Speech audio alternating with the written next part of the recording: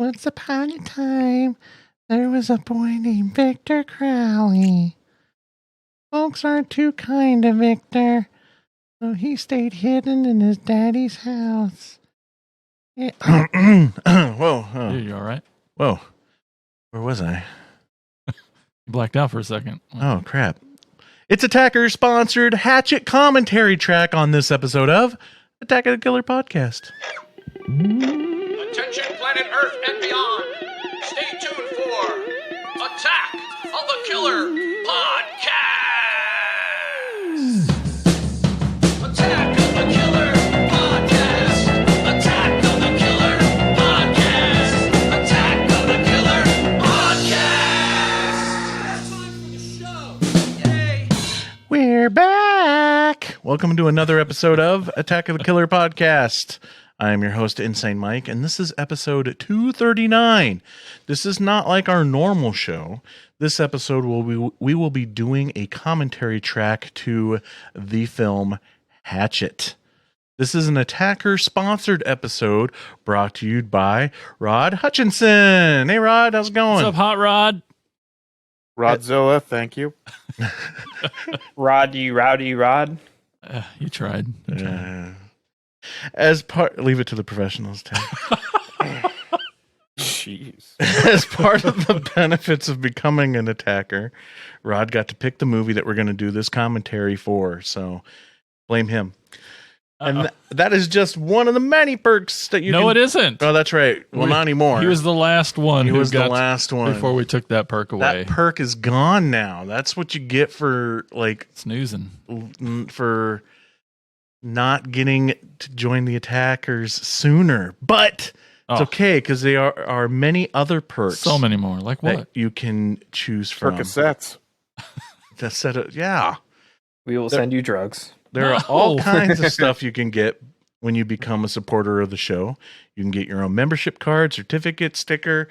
There's bonus episodes, different video series, shout outs on the show, Mikey's Monsters, t-shirts, so much great stuff. Just go to jointheattackers.com and find the tier that you want and become an attacker today. That's jointheattackers.com. So this is a bit different, a bit of a different episode compared to what we usually do here. Attack of the Killer Podcast is a horror movie podcast where a group of friends get together, we pick a topic, we discuss movies within that topic. However, this show we are going to watch a movie. We're going to watch the movie Hatchet, and we'll be saying stuff. Or, as they call it in the film industry, a commentary. Here are the guys joining me for this. Yeah, where was the... Too late. All right. Here are the guys who are going to join us on this commentary track, the podcast crew. He had his picture taken with Kane Hodder, and his neck was sore for a week. Jason! Oh my God, that's so true. That's that guy. Whoa. Hey, but Careful. seriously... Yeah, You might be listening. That's right. I really did. It screwed up my whole weekend damn near. He really chokes you. Don't do it. I hear he doesn't do it anymore. I wonder if he got in trouble or something. It's hard to believe he hasn't yet. It's hard to believe he got away with it for so long. Oh, I know. Anyway, thanks for listening for everybody. We appreciate you Tried being to here. pop the head off my body, man. Mm-hmm. Did it to me. Next up, for part 2, he will be recasted by Danielle Harris. Tad! I'll take it. And lastly, he was frozen once. Andy! Yeah, wow. Yeah, There's probably a good story to go with it. I'll take one of those Percocets now. Oh, you guys excited for this? Oh, yeah. It's been a while since we've done a commentary. It's been a long time. It's been a long time since I've watched Hatchet. Yeah. Okay. Andy's pretty thrilled too, I guess. So now Shudder may not have Hatchet right now, but they do have Holliston, Adam Green's sitcom. I've been watching it again. How many times is this? Well, since it's been on Shudder, at least 3 or 4 times, because I want them to do a season 3. Yes. So if I keep clicking on it, I'm hoping they'll Just see. let it play while you're at work. Yeah, Oh, good idea. So you should definitely, everybody out there, check it out so we can get a season 3. And you can do that by subscribing to Shudder, the streaming service some people call the Netflix for horror. I say Netflix is the normie for Shudder. I don't know. You. You're awesome, It is That's awesome. gonna be great. I'm on some perks, okay? Oh, Yeah. Norm flicks. Now, if you don't have Shudder already, you need to sign up now. You can get a month of Shudder for free thanks to us here at Attack of the Killer Podcast. It's so simple. Just enter our promo code AOTKP. I wrote it down wrong, so I almost said it wrong. And that will get you a free month of Shudder for free on us. Again, that promo code is AOTKP. 10 years, you still can't get No. it right. Okay. Jesus. Now, before the main attraction here, we have some previews and coming attractions. So here's Tad with what we watched.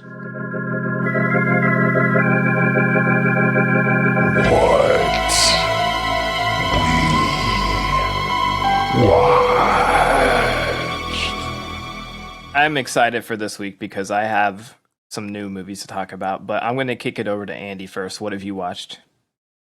Okay, I got some goodies at the old video store. First thing I want to start out with It's a is video store. yeah, well, it's where they sell videos. They still exist, but don't interrupt. Bill. It's impolite, Mike. Okay. He'll remember you said that. Yes, exactly. We have it's a full moon picture, and since I love like Like- really cheap early 90s sci-fi, arena robot jocks, shit like that. And Six String Samurai is really good too if you ever want to see that. But this is called Crash and Burn, and I think it's like the spiritual sequel to Robot Jocks, and it's set in the future, and there's usually like it's like post-apocalyptic.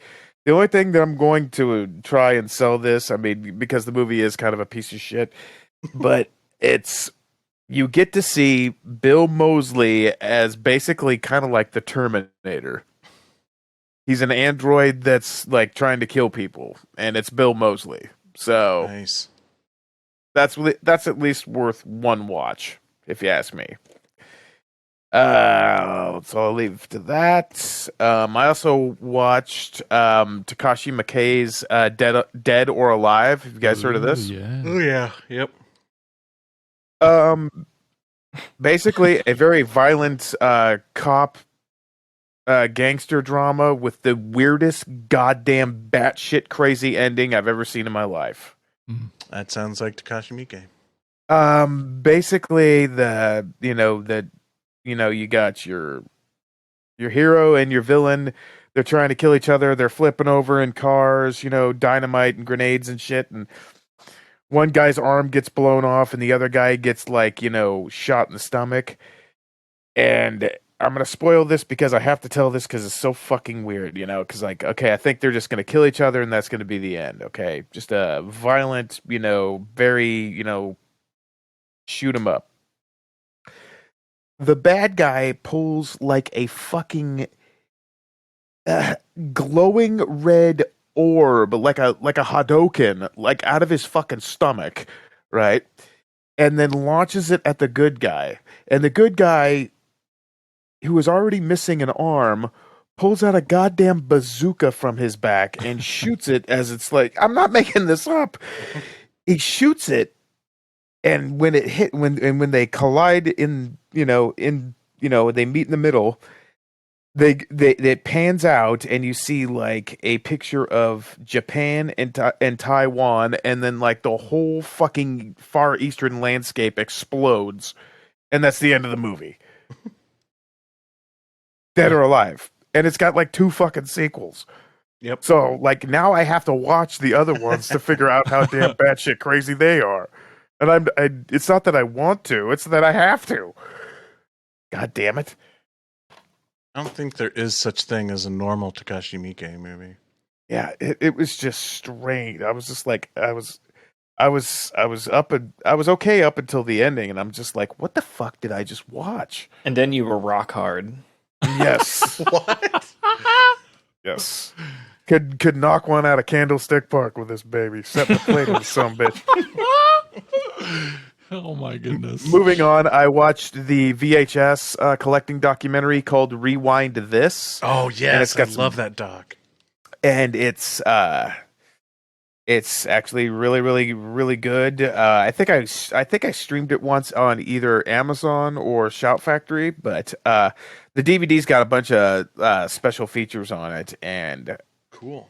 basically these people collect VHS and beta because not everything made the jump to DVD. So I mean, if you want to listen to some people talk about really, obscure horror movies, or, the fact that, they want to watch Timmy the Tooth or whatever the fuck that dental thing was on, which is, you're not going to get it on DVD. This is what these people collect. But, yeah, they got there's some really cool collections in this. I mean, they interview, all sorts of people. Lloyd Kaufman, they interview him and stuff like that. And I don't know if Joe Bob's in this or not, but How jealous are you of those scenes where you see these guys just rummaging through giant video stores going out of business, and they have stacks of VHS on the. Yeah, and they're getting these big boxes of the Prowler and shit, which is just big boxes, man. oh god damn it, sons of bitches, lucky bastards, and they're buying them for pennies, because I mean this documentary is actually 10 years old. Yep. And since then everybody went ape shit for it, and everybody thinks they've got gold, and yeah, it's really hard to come by some of these stuff that they're getting. I also watched Nobody with Me too. Bob Odenkirk. Again. Odenkirk. I goddamn love this movie. It's so fucking good. I can't say enough good things about this, but I was so nervous. I was, because the back of my head, I was just like, don't you harm a hair. Yeah. Well, what little hair he has on Christopher Lloyd's head. I was just like, that's one thing, just you do not harm Christopher Lloyd in any movie. And if you do, fuck your movie. I don't care how good it is. I just, I will watch anything with Christopher Lloyd in it. And just knowing Christopher Lloyd was a badass in this movie made it even 10 times better. Loved Nobody. When this thing hits 88 miles per hour. Next thing I want to talk about, and it's the last thing, and then I'm done. I bought a copy of Heavy Metal Parking Lot. Tell me you guys have seen this. Yes, it's on Tubi. It's awesome. Guys and listeners, attackers, this documentary is only 15 minutes long, but it is absolutely one of the coolest fucking things I've ever seen. On the front cover of this DVD, it says unintentionally hilarious, and it is. It's these two guys. They work for a cable station back in the mid 80s, and what they did is they interviewed people going to a Judas Priest concert at the Capitol Center back in 1986. It's freaking amazing. It's so god, it's so damn funny because these they're out there drinking beer, they're probably smoking dope, and the cops are out there too. And these people, a lot of these people are fucked up because they're getting revved up for this show. And just the stuff that they say and what comes out of their mouths is just so hilarious. Because I mean, they're the typical metalheads out there to party, and just like I said, take 15 minutes out of your day to watch these crazy bastards. Because I love every single one of these people in this documentary. If you would take all the characters that are in this documentary and write them into a movie and make that movie, you would think that these are extreme cartoony caricatures of heavy metal fans, but they're real freaking people. This is how they really talk and act. And you got that one creepy guy with the highly underaged girlfriend. Yeah. And the thing is, on this DVD, they go back and they revisit that, and they talk to him about that. He goes, "Yeah, she's just a friend. She's got like kids now, and yeah, he's 20 years old. She's 13, and he's just like he's kissing on her and stuff." And they have this one guy. His name is they call him Zebra Man, and he's like a favorite of like all of them because he's like hammered, and he's like in this zebra print like metal, with the spandex and shit. And he's just like, fuck that punk shit, fuck Madonna, F-ity F. They go back and find him 15 years later, and he's living in this posh neighborhood. He drives a BMW. Of course. He's got kids, and he's kind of like a little bit embarrassed by it, but he's the fact that everybody's calling him Zebra Man. He kind of he's chuckling, because he's like in his late 40s now. And he's just like, yeah, but he just goes, yeah, we brought you a couple copies of Heavy Metal Parking Lot. He's like, oh yeah, I heard about that a couple of years ago. He's like, yeah, everybody calls you Zebra Man. You're like one of the favorites. And he starts laughing. But yeah, the obscenities that comes out of it. I mean, a lot of them did like really, really well, but you get the idea with some of the people that, that they interview are, either in jail or, or worse. There's one guy in particular, his name's Graham. He's just like, oh, your name's Graham? He's like, yeah, man, like a fucking gram of dope. It's just like, okay. But yes, I mean, and the special features on the DVD are awesome as well. These guys also did Harry Potter Parking Lot, where and it's on the DVD. Yes. They do Harry Potter Parking Lot, where J.K. Rowling is doing a book signing, and they're interviewing all these kids. Oh my goodness! And they also do Neil Diamond Parking Lot. Yes. And they interview. They're like, there's like literally like maybe one or two guys in this thing, and it's all like middle-aged women, and it's just party with you. yeah. But yes, I mean, you could probably even see it on YouTube, but it'll be like a bootleg of a bootleg of a bootleg of a bootleg.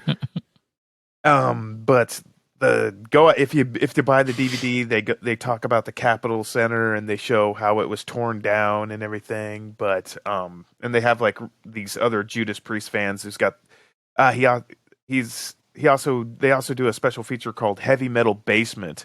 And this guy's like the biggest Judas Priest fan you've ever seen. But I'll quit talking about it, but I can't stress more that you guys should see this documentary, Heavy Metal Parking Lot. And sorry, that's probably the longest one I've ever gave, but I'll pass it on. I think you talked longer about Heavy Metal Parking Lot than the actual movie Heavy Metal Parking Lot.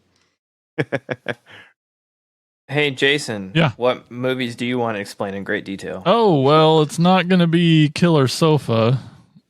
Oh, I didn't even add that to my letterbox. I'm a little embarrassed. I forget about it sometimes. Here's the thing. Don't tell Brian Godsill I said this, but He's probably listening. no, not just, well, it wasn't that bad. Oh, no. It's actually better It than I really expected. was way better than I thought it was going to be for as dumb a concept as it is, obviously. That But sounds like an amazing concept. right, and that's how we're different. But but yeah, it wasn't too bad. It's on Amazon Prime. You can check it out. It's not bad. I too watched Nobody again. It was just Tina just clicked on it, and I'm like, because I think I watched it when she was sleeping. So then she clicked on it, maybe not knowing I'd seen it, but I was like, hell yeah, I'll watch it again. This movie rules, and it was still awesome. I watched Tenet. I finally checked that out. That was a lot of fun, and it was Fun? You thought that was fun? I did it. I mean, in general, I don't. Which part of the boring gray backdrops? Come on. A plane slowly at 0 miles per hour running into a building. The confusing as hell plot Get it points. out. The Get it dialogue you out. could not understand. Which one of those was fun? I'm not saying it was the best movie ever. No, it was good. I'm not saying I'm arguing that it was not No, fun. It was fun because it was action packed. It was action filled. Well, that's a little softer. It was hard on the brain, so it was a challenge. But in general, I do hate time travel stuff. Almost every single bit of it. Let's hear you explain it like Andy just explained Heavy Metal Parking Not Lot. going to happen because I can't. but it wasn't. I don't know what the fuck happened in it, and I watched it. And I enjoyed the action, and I'm not sure that I loved the main character's acting, or maybe it was just his voice. I don't know, but I don't know. Sometimes I don't know about you. Maybe not. Maybe I'm alone on this one. But I sometimes I like movies that hurt my brain. That it just is challenging, or like this guy is clearly. We sit there and have to think about it for 2 hours afterwards on what you just watched. I love those kind of movies. It depends. If they call it Tenet Parking Lot, I might watch it. See, I'll do a special edit for you. And, unfortunately, no one was in the parking lot waiting to see Tenet. So. No, that's true though. Sadly, but there's this. They put it out too soon. They probably did, but sure, all those things you said are true, and it's confusing. But at the same time, I'm watching it. I'm like, I don't know. There's something I really enjoy. Someone taking a risk, doing some world building, and he's like, this guy's clear. The director, or was it Chris Nolan directed it? Oh yeah. So here's clearly a person with a big brain that did this thing, and clearly took risks and is going to pay for it, obviously, probably. But he did, he risked it. I think he just laid it out there and tried to invent this.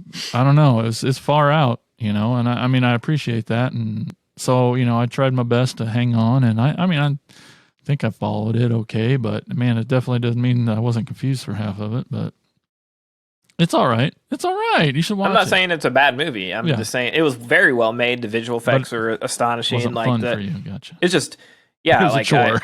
It was a chore. Yeah, it's definitely, it's one of those, like Mike said, that you think about for 2 hours. No, that's when I jump on the internet immediately after and go, what? The fuck was Tenet? Explain this to me, please, somebody. Yeah.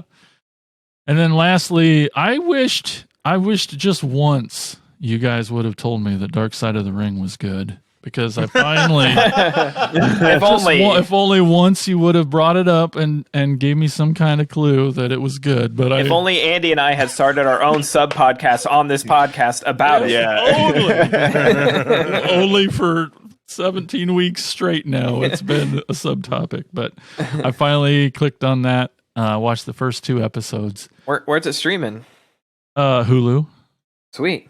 Yeah, it's all on Hulu. That's good. I can recommend it to people now. Now, are you watching season 3, or are you just getting started? Oh, I just got started. So I just watched the first 2 episodes, Macho Man and the Montreal Screwover. Screw Job. That's what it was. And so, yeah, I think it's 6 episodes, and then they only have season 2, 10 episodes, I think. They don't have season 3 on there yet. I believe the Vice app, if you have a cable provider, sense. you can use the Vice app, but you have to log in with a cable provider. God damn, guys, this was good. I loved it. So well made. I loved it. The Von Erickson, Gino Hernandez, I recommend those too. Oh, I'll watch every single Watch all of them. Yeah, just watch all of them. I didn't know. Yeah, go ahead. I'm sorry. I was just they're in You've had your years of talking about this show. Right. I want to turn. The thing is, I think they're in mid-break of season 3. Okay, yeah. So there's more episodes coming. That's awesome. I've never really. I mean, I'll admit that I used to watch pro wrestling. It was a great bonding thing that I had with my dad growing up, and I love all that old wrestling. And I don't watch it anymore or anything, but my goodness, it was just great. It was just great. It's crazy. Compelling. Yeah, to me, these stories, looking back at such an industry that brought so many people joy and was so innocent, and the guys, oiled up guys, pretending to fight, has the fucking darkest stuff going on behind the curtain. I mean, just yeah. Oh yeah, so many things, and then that's It's what a good documentary does. It sheds the light on things, and so Wait till you get to that Benoit episode. it's a two-parter, isn't it? I looked at it a little bit. Brace for impact, man. That's a tough one. Well, yeah, if you would have warned me that this show was good, I'd have checked it out sooner. But anyway, that's what I watched. All right, Mikey, what have you watched? Okay, first one I'll get knocked out of the way. Oh God, seriously, no pun intended. I found on DVD at a pawn shop the 1990 Dana Carvey vehicle Opportunity Knocks. I hadn't seen that since like 1990, I think. And oh man, how I miss. They just don't make comedies like this anymore. You know, crappy comedies from the late 80s, early 90s, with some cast member of Saturday Night Live or whatever trying to jumpstart a movie career that people think he could be a leading man. And it's just so great because by the end of this movie, I was like, it's typical of comedies of that time period where you get this outrageous plot and it's just tied up into a happy bow at the end. But basically, Dana Carvey's this con artist. He finds out that he's kind of wanted by these hitmen, by this gangster. So he hides out in this house that he knows that is vacant because the owner is on vacation, and the owner's family thinks that he's this best friend of the guy that's supposed to house sit, and hilarity ensues. I also watched. I can save more of what I want to say when it's Tad's turn, I guess. But I also watched Fear Street 1994, and loved it. I'm already like super stoked for the second one. I cannot wait. It was really. I'm sorry. Go ahead. I'm just saying it's really, really good. Yeah. Well, I was going to explain because I know, like Jason, he doesn't know what this is about. So if you're somehow listening to this and you don't know about these, Netflix created a trilogy of throwback horror movies based on the young adult R.L. Stine books. R.L. Stine wrote the Goosebump books in the 90s, and then he wrote a series of young adult books that are more grown up, like not for kids, more More teens. I guess. Yeah, more blood and guts and more serious tone. So Netflix they've actually shot 3 movies, and it's a trilogy, and they all tie in together in 1994, 1978, and I think like 1666. And they're the first one, and we can just start talking about it now. Okay. I mean, since you brought it up first, it has a huge list of fantastic producers, including who we just did a podcast on.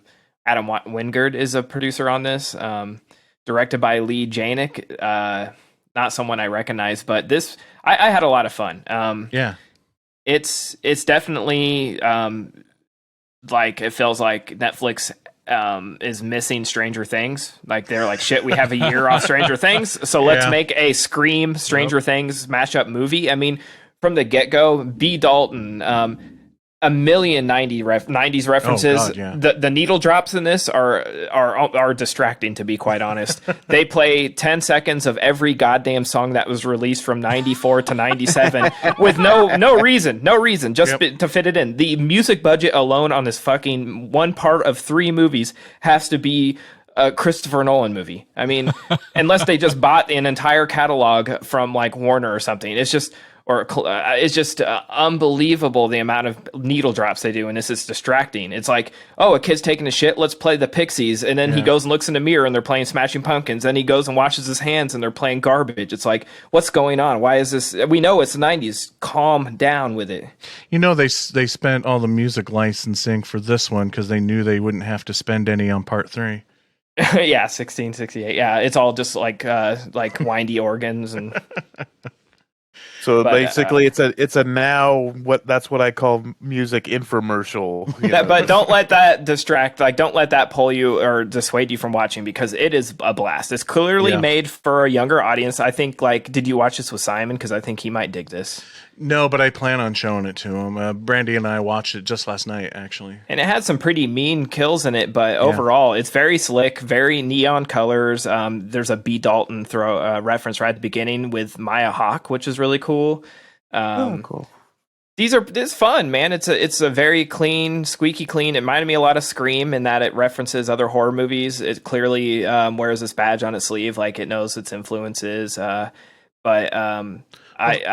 what's crazy about this, and this is like a whole different topic, is like the power Netflix has. If this came out on Hulu or anywhere else, people wouldn't be talking about it, but it's a huge thing amongst like horror fans and just general public. I was at Target Saturday, ran into like a girl that was good friends with my sister growing up, and she's like, "Did you see that 1994 movie on Netflix?" And this was Saturday, a day after it came out. And I'm like, "Yeah, I watched it last night." And she goes, "Oh, me and the kids all watched it. That was so much fun." It's like she's not on the movie, she doesn't care about movies. She never goes to theater. Doesn't have her hand on the pulse of what's popular, but it's on Netflix, so people are going to watch it. And that just to me showed the power of Netflix. Like, this is going to be something that everybody watches, and it feels like the hardcore horror fans have to hate it because it's so mainstream. And then they, I've seen, a lot of other just normal viewers are like, this is fun. And to me, it's just fun. It's don't go in expecting, the next big thing, but it's a whole lot of fun.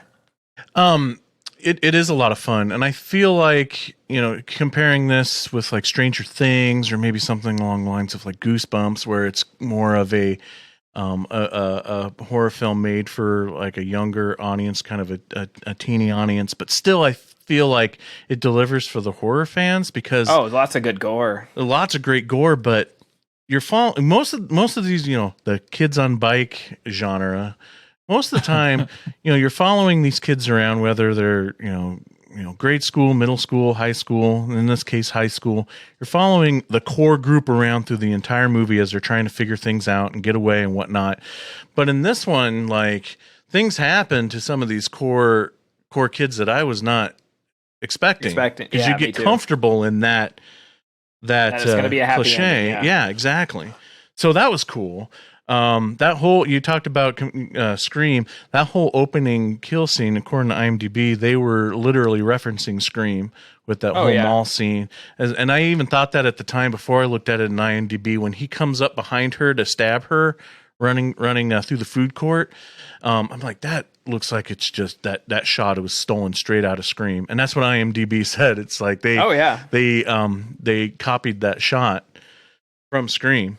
So yeah, definitely a lot of Scream influence in there. Definitely a lot of Stranger Things influence in there. It made me think a little bit of like the Happy Death Day movies. Like it's like very cool, but still modern. But also like it didn't. To be honest, their like clothing and stuff didn't make me think of '90s at all. It felt very modern, but the music drops. It was, I don't know. That was my only sort of thing. Was like, if you want this to be in the '90s, make it look like the '90s. Don't just be like, it's a B. Dalton and here's the Pixies. Okay, that doesn't make it the '90s. They don't look like they're in the '90s, but it's still, it's a blast. I loved it. It has 3 killers in it, which is really cool. But I won't spoil anything else. It's a lot of fun. Go check it out. Like, how much freaking 60s and 70s music are we going to be forced to listen to in part 2? Well, I've seen a lot of people, again, it's being run through with a fine-tooth comb like any horror movie, but people are like, well, technically, the Trebuchet font didn't come out until 96, and he's using that in an AOL chat room, which didn't come out until 1995. And this song by the Pixies was released at the end of 94. And unless this is winter, which it doesn't look like winter, this is inaccurate.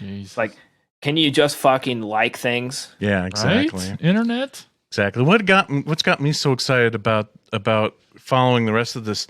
I love the direction where this story is going as a franchise, as a trilogy, because I'm like, how it ends on a cliffhanger in 1994, yet the next movie takes place in the 70s. So how is this all going to tie together? And it's great that it's leaving me guessing. And what's really cool is because of the modern day of streaming, this comes out Friday, and then the next one comes out the following Friday.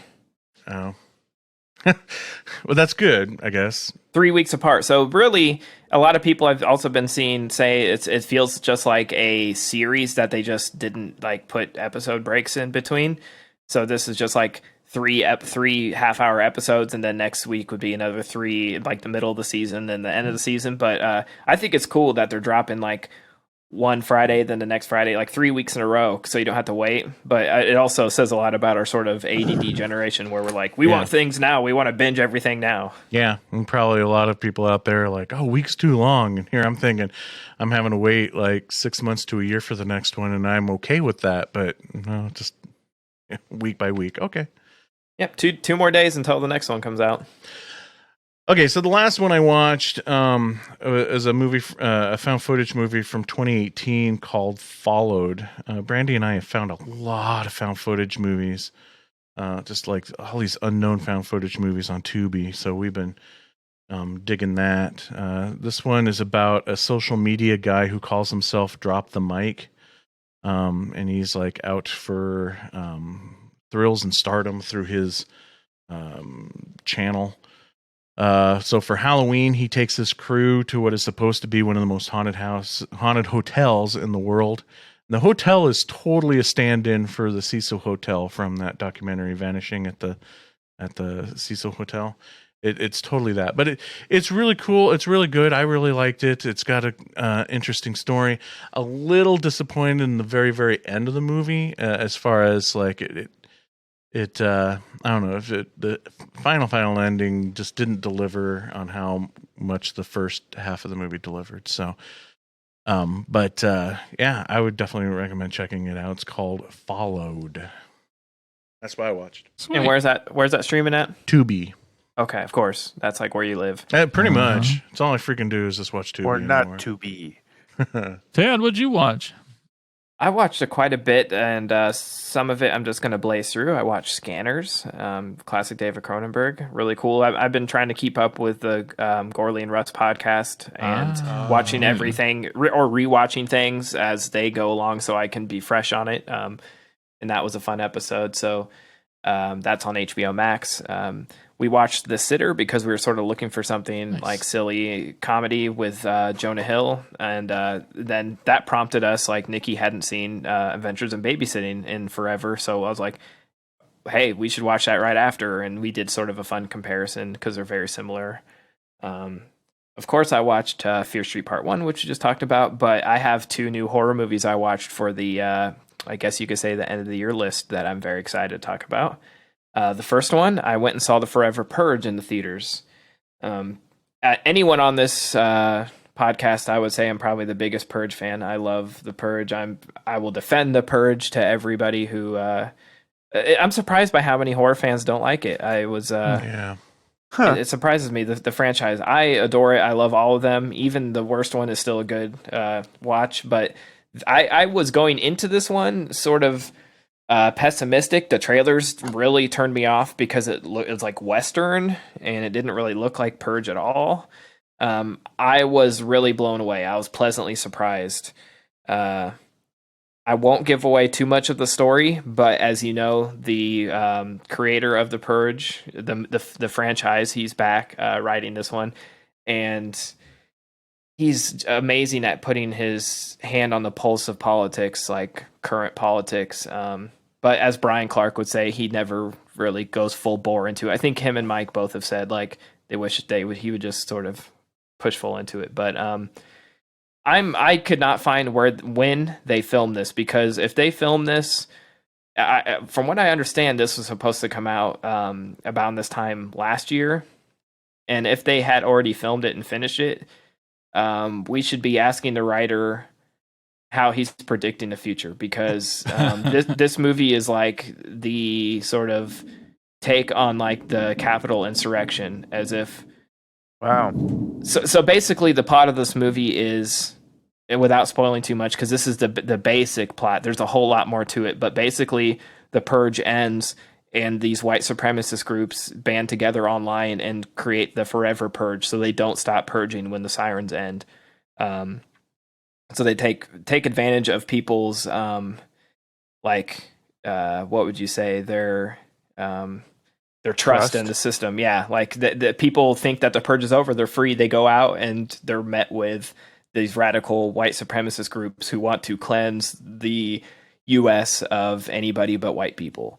The whole time, and I won't get too political on here, but the whole time I'm just thinking like this is the the Capitol insurrection, like these people who think that the law does not apply to them, and I'm just the whole time I'm just thinking, like, when was this made? Because like I said, if this was somehow made before then, like, holy shit, we need to talk to him and figure out what's happening next, because it's really good. And the irony is that to help with this, because these people are overpowering our own government military, Canada and Mexico opened their borders to Americans, so these people are rushing to get to Mexico, the same people who were like, like the day before, we need to close our borders and not let illegals come in. Now they're fleeing to Mexico.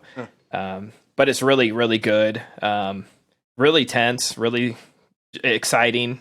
Great performances. I really, really enjoyed it. It was fresh and new, being set in Texas. It gave it that Western feel. I love that they can sort of transcend genres. Like, one can be sort of spooky in the city. This one's in the middle of the desert of Texas.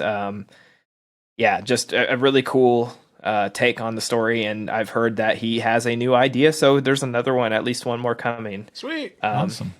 Yeah, just keep them coming. I love the show. I love all the movies. I'll be the forever purge. Just keep making them. Yep, same here. Love them. And then the next movie I saw was another awesome new release called Till Death, starring Megan Fox. Have any of you guys heard of this? I just saw the trailer for it today. I saw that this was recommended. I'm drawing a blank on his actual name, but he goes by Freddy in Space. He writes for Bloody Disgusting. God, I'm an idiot. But he said this was a blast, really fun. Check it out. I didn't watch any trailers, didn't read anything about it. I went into it. All I will say, and this isn't necessarily a spoiler, but it's a way to sell it. The whole movie is Megan Fox handcuffed to her dead husband's corpse. Oh, nice. And her trying to figure out this horrible situation she's in. I won't tell you how that happened or what happens after that, but that's on the poster, like the picture of them. So I sort of went in thinking this would be like a horror comedy. I would not say there's a moment of joy in this movie. So be forewarned that there's not any laughs. It's dark and dreadful. It has, I believe, who is it? The guy that's in, I'm bad with actors' names, that's in Reservoir Dogs, Tim Roth, right? Oh, cool, yeah. It has his son in it, and he looks just like him. Nice. Oh, wow. And he really sort of almost plays off that role. Like, he plays a very Tim Roth type character of like a lunatic, but he also is a little sensitive. But yeah, this one is a blast. It's on VOD and limited theaters. But I'm sure it will, it's only I think like $3 or $4 to rent on Amazon. So I took the plunge based on John Squires. That's his name, recommendation. It. And definitely worth watching for the couple, like $3 or $4. It's really awesome. Megan Fox is great in it. It was like so intense. It was making Nikki nervous. She's like, we're watching. She's like, I don't like this. I don't like this. I don't like this. Very tense, but yeah, check that out. Till Death on wherever you watch movies. That's what I watch. Bad with names, my ass. Guy who always wins at Insane's games on the bonus episodes. I can get the character's name for some reason, but the actors are drawing a blank on. I also want to add that I watched for the first time podcast The Eyes of Laura Mars. That was a good episode, guys. Thank you. Yeah. That was a lot of fun. I forgot to mention that. And I really enjoyed that movie. Actually, it was very. I believe we called it cocaine chic, sort of 70s American Giallo. Yeah, exactly. Yeah. And I also watched. We binged yesterday. We binged I Think You Should Leave season 2 with Tim Robinson. The funniest fucking show to ever exist. That's on Netflix. Been waiting for season 2 forever. If you have not seen that, hit pause on this and go watch it right now. Okay, I'll be back. Hey, get back over here. Hey, while I got your attention, do you like to read? Yeah, me too. You fucking liar. I love reading. It's so fun. And I'll tell you about this. Let me tell you about this awesome book. It's called Iowa Grindhouse. It's by author Brett Royer. It's a double feature, if you will. It's got 2 stories in it. The first one's called Mill Dam Road. A group of friends on their way to a graduation party become stranded on Mill Dam Road. On their quest to find help, they stumble on a house haunted by the memories of one of their own. Will they survive through the night? The second story is called The Litter Monster of Lake Geode. A new nightmare has been released onto Geode State Park, one of our own making. A monster made up entirely of littered trash terrorizes the park, killing anybody that litters. Now a couple DNR rangers must team up with a hippie girl to stop the monster before it reaches the edge of the park and makes it to town. That sounds pretty awesome, right? Yeah. Totally. Well, Jason read all that, and now he's sweating profusely. don't. I want to see he's this. still awake. I was gonna say I want this guy to fight the guy from Garbage Day, and you're short. I know. These two It's garbage hard not monsters to think of- fight. Yeah, I they want to see the should. two garbage creatures fight in a sequel. Yes. We'll Shared have those universe. two write it. That'd be great. Garbage day. You can find Iowa Grindhouse on Amazon in their Kindle or paperback. Either way you want it, you can get it. You just Sorry, if you're near Burlington, stop by Burlington by the book and get a signed copy. Absolutely. So just search for the author Brett Royer. That's BRETROYER. That's BRETROYER. Yeah, fuck the second T. Right. And check out this double feature of scary stories to make you scream. Or you could just omit that T. No, fuck it. It's unnecessary. Why do I have two D's in my name? I don't need it. Second one is stupid. So normally, What the heck is wrong with this? we make you turn off your cell phones before the movie starts, but in this case, it's okay because it's time to get on Twitter and vote. Here's Jason with Pole Position. From now on, like your parents were, you are the secret force of pole position.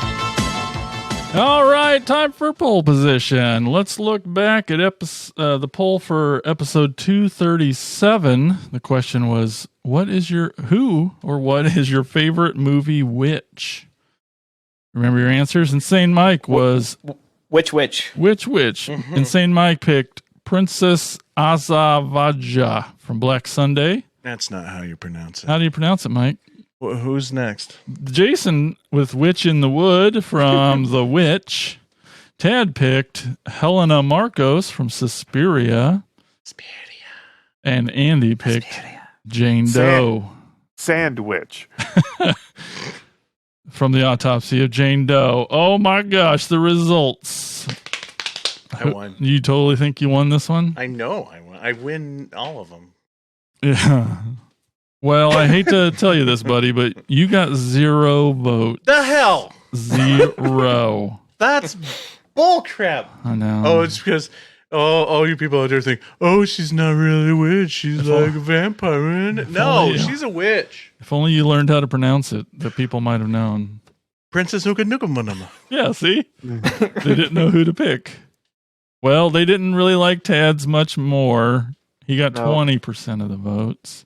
To be fair, it was a bit confusing because I meant Marcos from the original Suspiria, and it was put as a remake on there, but I won't contest it. Uh-huh. I didn't see her name in the credits for the original. That's why I didn't put that. Anyway, I don't think that matters. No. But let's say the winner 2 weeks in a row, Andy. 50% of the votes. It was a good It was a answer. great fucking answer. Good job. Good job. All right. Well, let's get into the pole position for this episode. The question is, what is your favorite Adam Green film? Insane Mike, you're a fan. I am a fan of Adam Green. I love his stuff. And I'd have to say probably one of my favorites, especially right now since I'm apparently on a found footage kick. Apparently. I'm going with his fake documentary, Digging Up the Marrow. So good. It's great. Well, and Why do you like it? Well, first of all, anytime you got Ray Wise, I will watch anything with that guy, with that man. Leland Palmer. He is an awesome, beautiful man. Skin of Gold. Yes. You get to see Adam Green attempt some acting. That's always fun. Again, the whole documentary thing's cool. I love the monster designs in this, even though you don't really see a lot of the monsters, which is great because you get these crazy looking monsters and then not really get to see them much. So a lot of it's still left to your imagination. And I think it's executed beautifully. So Digging Up the Marrow is the best Adam Green movie. All right. Well, I don't know about that because I think my answer is the best Adam Green movie. Talk about throwbacks, referencing last week's bonus episode. My pick, my favorite is Chillerama. Ooh, that is a good one. It is. Yeah, there's so many good. It's an anthology, so there's lots of things to like in it. And it's Were just, you a teenage werebear, Jason? I can't admit that. My lawyer says I can't say, but Honestly, that's my least favorite of the whole movie is Yeah, the probably werebear me one. Yeah. yeah, I love it. It's clearly the best one, but we'll let these guys go too. Tad, what's your favorite? I have to go with Frozen. Yeah, That you one swooped is- in really fast on that one. Yeah, I love it. It's one of my most rewatchable ones. Like Yeah. when you guys It's started good. commenting, I sort of started just like, oh shit, he does. Like I sort of just think of him as the guy who did the Hatchet movies, and then like when he said Dig Up the Marrow, I was like, oh shit, I forgot that, and then completely forgot Chillerama. Like he has a lot of great movies, but this one to me is just brutal. It just makes me squirm. It's fun to show people for the first time and make them squirm. It's super tense. To me, it's one, like, as far as filmmaking, probably, like, to me, his best. I don't know. Storytelling. You haven't maybe is gone the best. skiing I don't know. since. And not that I ever would. Oh, yeah. I would never get on a ski lift before then and won't now. But, yeah. Pretty good pick. Andrew, My will he change his favorite- answer again, folks? We No, got bets no, going no. on over here. I did change my answer on the Facebook feed, but I'm sticking with this one, and it's Tales from Halloween. Yeah. And I am a little bit biased because I saw this at the premiere at a film festival, and Neil Marshall and Adam Green actually introduced this film. Oh, cool. And Danielle and I were, getting ready to watch it, and there were 2 seats left, and Neil Marshall and Adam Green plopped down right beside me. So I got to watch it with them, which was. So you Did you offer him popcorn? No, The I old did popcorn not. trick? I did not. I didn't have any. I just, it would have been just, no disguising of the wiener with the popcorn. Oh man, It you would have it just would have been right there. probably wouldn't let you couldn't But, fart yeah. during the movie. That must have sucked for you. I was actually, Farting the whole it was time. like the most, yeah.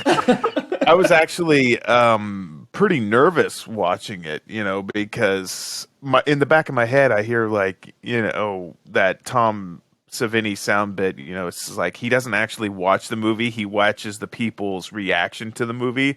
So every now and then I'd be like side-eyeing like Neil Marshall to see if he was watching me watch the movie. He's throwing popcorn in the air, rolling on the floor, Yeah. laughing at the funny parts. Like, dude, you're overdoing it. But there's the skits in that movie in Tales from Halloween, like Saturday the 31st, which is just absolutely hysterical, with a little alien going, trick or treat, which my wife absolutely loved. My wow. Definitely Tales from Halloween, my pick. I need to rewatch that. I've only seen it the once, and me, Mike, and Jason actually got to watch Victor Crowley with Adam Green. Yeah.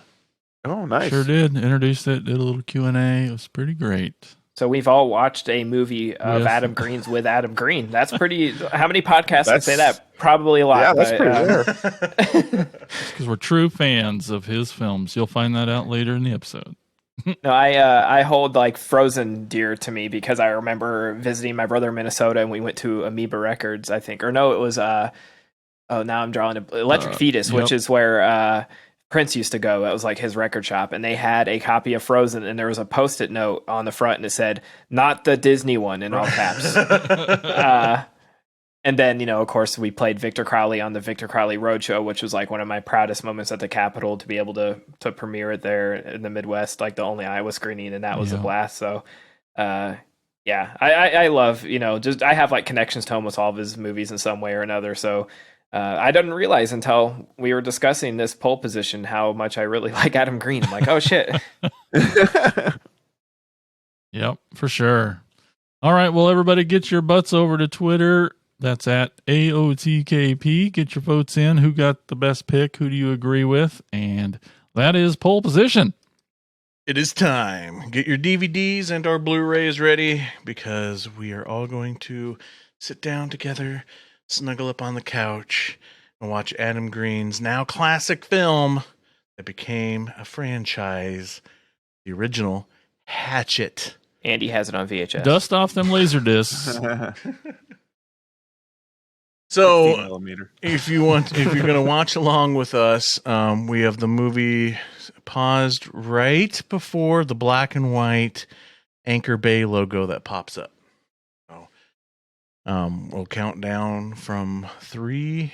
I'll say hit play, and then we'll get started. So, here we go. 3, 2, 1, play. And we're off. This movie's in black and white.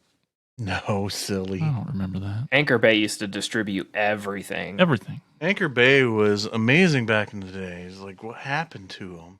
Well, they were bought out by Stars. That was one of the downfalls of Anchor Bay. But, like, they're not even the thing. Like, if you were to say Anchor Bay to any horror fan, 10 years ago, everybody know what you're talking about. Now it's like you have to say, Shout Factory or Synapse or Vinegar Syndrome or anybody but Anchor Bay. Blue Underground. Arrow. We're just naming stuff. That's cool.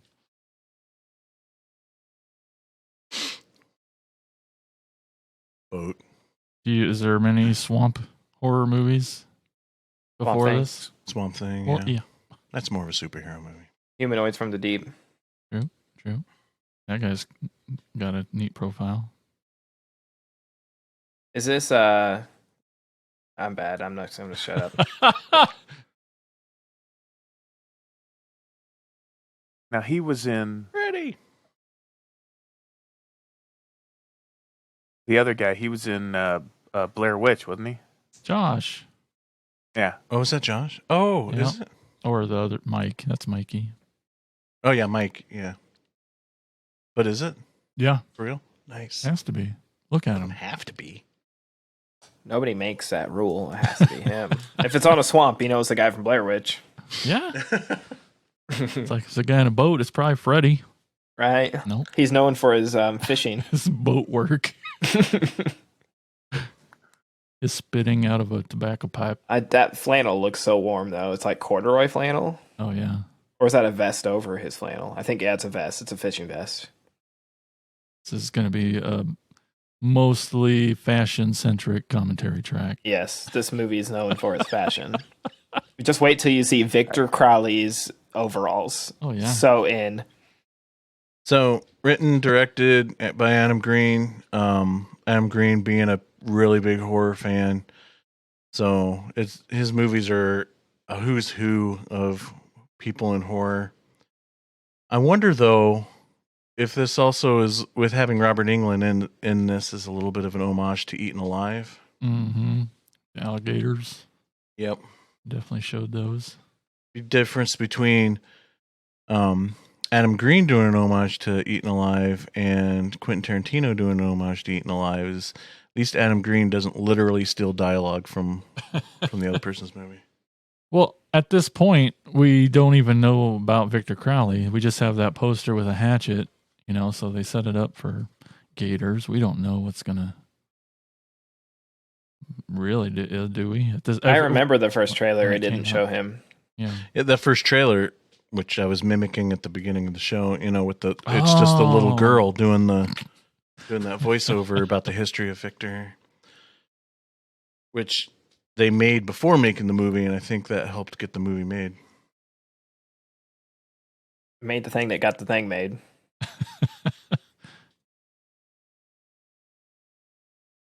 Freddy. Not PC, He Robert sucks. Englund. He's in the new season of Stranger Things. Really? Yeah. Nice. That's cool. I don't think that spear that Freddy drew is going to do much damage to that giant alligator. No. I mean, Unless you they were ill prepared for this from the start. Could catch himself a nice catfish, though. Maybe some crawdads. So most of these movies were actually filmed in real swampland. And isn't me? It always feels like a lot of these locations in this movie in particular feels like a set. I think. I don't know if that's a Is that testimony a on good how. thing, right? Maybe. Guess what I'm saying? Like, maybe it's a testimony on how well they shot this. How well it's They lit. had to light it that way, or you wouldn't see anything. And Yeah. Like, it's really well lit, really well shot in all of these, the worst possible natural elements you can have. yeah, Huh. I mean, This is a documentary. there's stories on the commentary track on how, like lights were sinking into the swamp and stuff like that.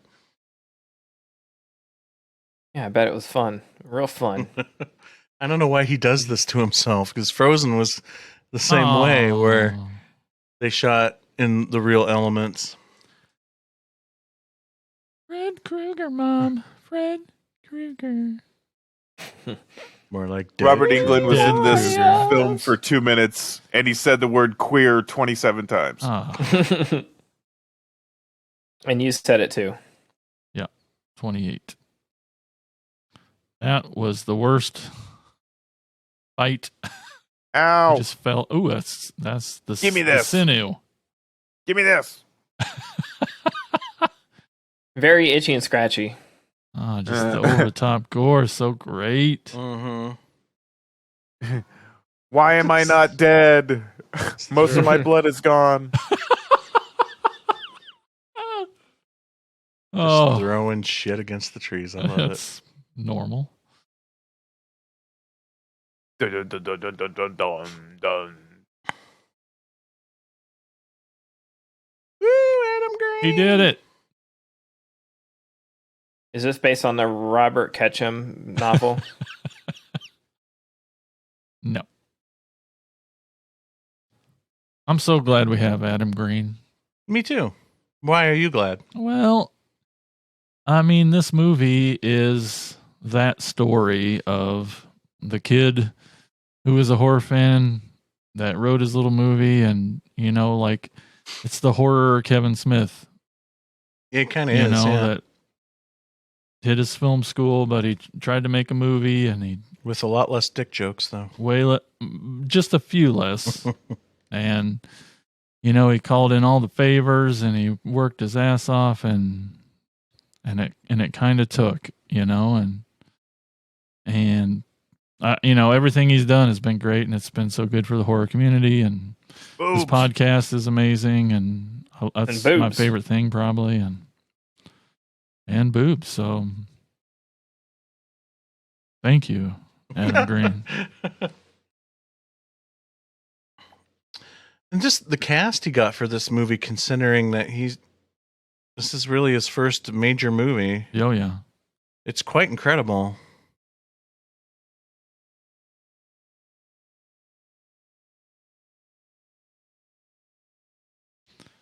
Oh, Mardi Gras. That's New Orleans. New Orleans. Nola. Any of you guys ever been to New Orleans? No. Yep. Long time ago, like when I was in 6th grade. Andrew Garfield did the score. Yep. I'm impressed. Spider-Man himself. I don't think that's John Carl Buechler. Rest in peace. Yay. Oh, that's right. I forgot. Oh, now I'm going to be sad the rest of the movie. So he's in this too. Yep. We've talked about it on the show how some directors will name characters that are obvious. There's like a Hooper character or an Argento. Yeah, when Mike He just named- casts the Oh, actual yeah. people in these movies. He just puts them in. Like, Yep. I'm not even naming them. I'm putting them in front. Hey, it's the Avatar guy. Yeah, Would you say that pre-Avatar. when? Oh, Speak of the devil, that was him. Say, yeah, that was Adam, wasn't it? Yeah, and the baseball cap. He's not going to miss Mardi Gras. What were you gonna say, Mike? I think I answered my own question. House 1,000 Corpses was before this, right? Huh. Yeah, I think. Because I'm just like, is this one of the? I mean, it's at least one of the earlier examples of these horror fan directors, stunt casting, all the classic horror actors.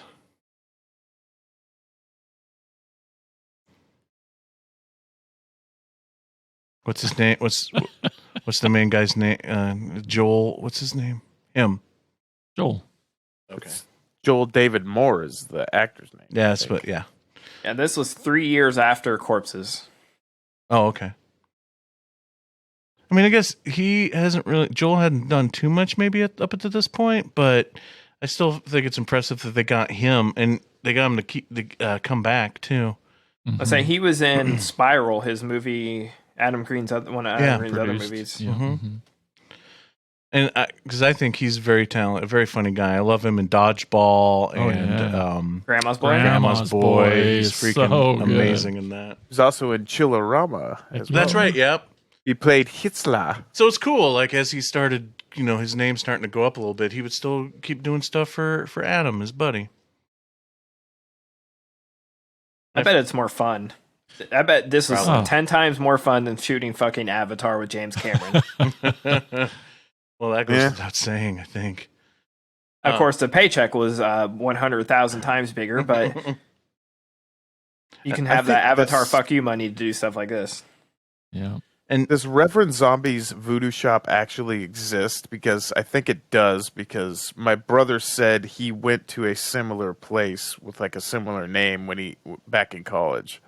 Well, Tony Todd has to have some other job. Yeah. This could be his actual non-acting job. that T-shirt Joel is wearing too. Well, you can see the name on the back. It's from a comic book store that Adam loves, and you'd see that front image in a lot of Adam's stuff. You can still they sell a lot of exclusive vinyl and stuff. I order from them often. Oh, nice. Newberry They always have Comics? an exclusive color, of like Carpenter's albums or different scores. They'll get exclusive versions. You definitely need all the Carpenter vinyl you can get. Yeah. Candyman. Should have answered it like, "What the fuck do you want?" Yeah, Tony I'm Todd busy. impression. Yes. Oh, nice. There's another one to the. It's gonna hurt his voice, but it's Probably. good. He had to smoke 3 packs first, but I mentioned Holliston earlier. The episode with Tony Todd is amazing. So good. Yeah, Holliston would have been my actual choice for pole position You if we should've weren't done talking movies. Oh, okay. Yeah. That's true. I love Holliston.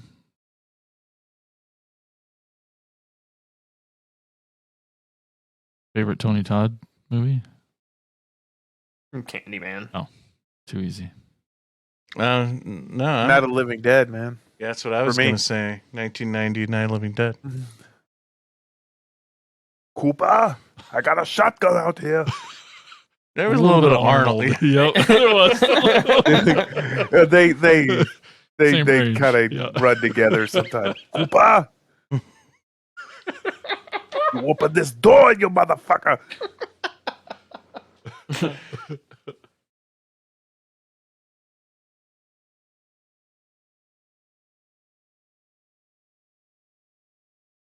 That'd be a pretty fun cosplay to do.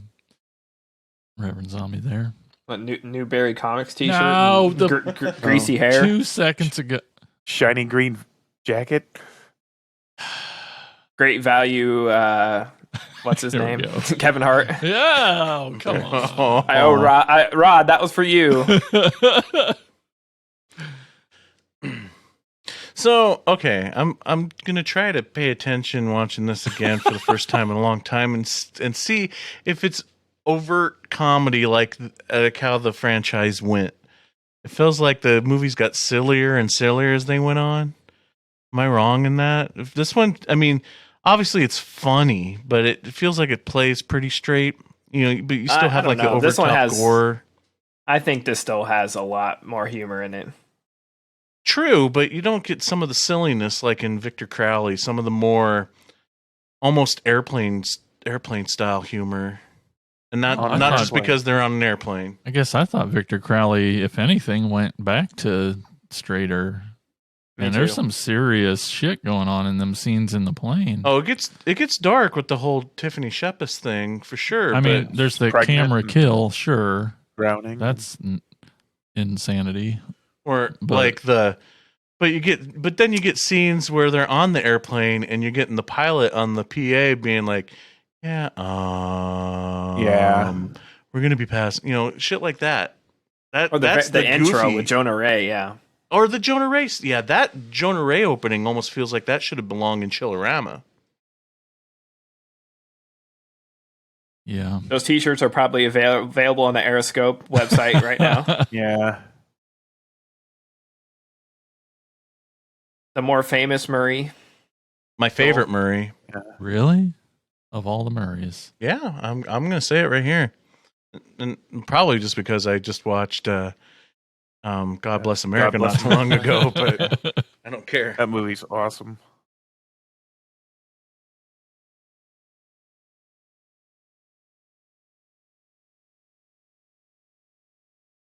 And we get quite to listen to the bimbos talk. What? There were boobs on screen. We all got distracted. It's okay. See, yeah, I wasn't really paying attention to what they said. Not like Joel Murray is a huge name or anything, but I still think it's a pretty amazing get for his first film, right? Yeah. It's a Murray. Like you want to go shoot a horror movie in the swamps of New Orleans with the first time director? Sure.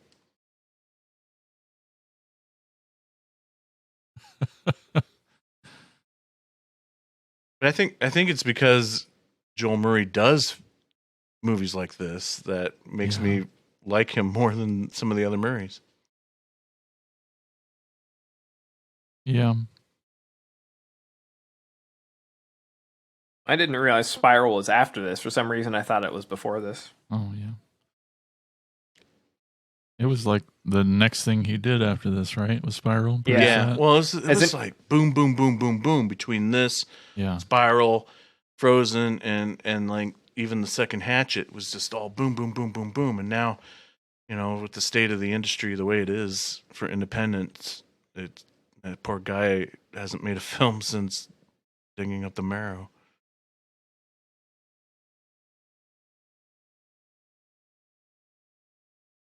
Is Perry Shin? Is that his name? Yep. Okay.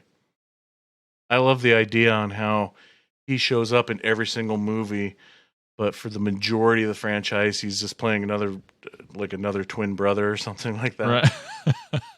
Right. Has anyone seen Coffee and Donuts? No, it's impossible to find. When I was so mad. I was during the beginning of the Corona. He did he was doing some really cool stuff on YouTube to he was like doing his own commentary tracks on all his stuff. And then cool. It was during the day a lot, so it was kind of hard to catch it. Yeah. But one of them days they showed a private link to Coffee and Donuts and watched that. And then I think on the last 48-hour Yorkie-thon. Oh yeah, they watched it there too. And it was during a time I wasn't listening or watching, so yeah, bummed about that. I would love to see it, obviously, but we'll never see it. Probably the only thing of his I haven't seen. That Coffee whatever and donuts, huh? Yeah. Have you seen Holliston at all? I keep bringing it up, but Andy, have you ever seen Holliston? Yeah, I own both of them on sweet. Blu-ray. Basically, Coffee and Donuts was his very, very first film that he made without knowing how to make a movie. And it's basically almost the same as Holliston in a sense, as far with as the camera equipment from the TV studio that they'd borrow. And mm-hmm. But he used licensed music, and that's why we can't see it now. And he edited it in a way I think that he can't take it out. Yeah. So he not probably don't have any of the original elements anymore or anything. Yeah. A bummer. Yeah. I mean, every once in a while I'll check the dark web for some boots, but it's just not out there. Yeah. It's like a thing that doesn't have as much a demand for people to steal it. I know. People respect him too much to steal it. Yep, probably, as they so. should, for real. The Because way- that's all he does is bitch. I was going to say, the way he complains, I wouldn't think it's the matter of people respecting him, because he makes it sound like people steal his shit on a daily basis. Do have a interesting tidbit at the same festival that I saw Tales from Halloween. I went to a special screening, 35mm screening of Hatchet 2. So technically, I watched Hatchet 2 with Adam Green as well. Nice. And he told the story about the lead girl in this film. She was supposed to be in the second one, but her agent was asking for, after the success of this film, her agent was asking for like a whole, a much larger sum of money for her to be in it, which is why, he realized, what she was doing and everything and all this and that. And Danielle Harris was actually up for this first film, but he didn't want it to be like, okay, we've got Kane Hodder, we've got Tony Todd, we've got Robert Englund, and he didn't want to have, he chose this other actress because he didn't want Danielle, it's not that he didn't want Danielle, it's just that he just didn't want it to be like, Expendables horror movie, So he basically... He didn't want it to come off as if it was all just stunt casting for stunt casting's sake. Yeah. So, I mean, he told the story how... so he went back to Danielle, he says basically he had to apologize to Danielle Harris and say that she was right because she was right for the role. And he's just like, oh God. So, yes, I'm sorry, Danielle, you were right, and which leads to Hatchet too. That's the story he told the crowd. So.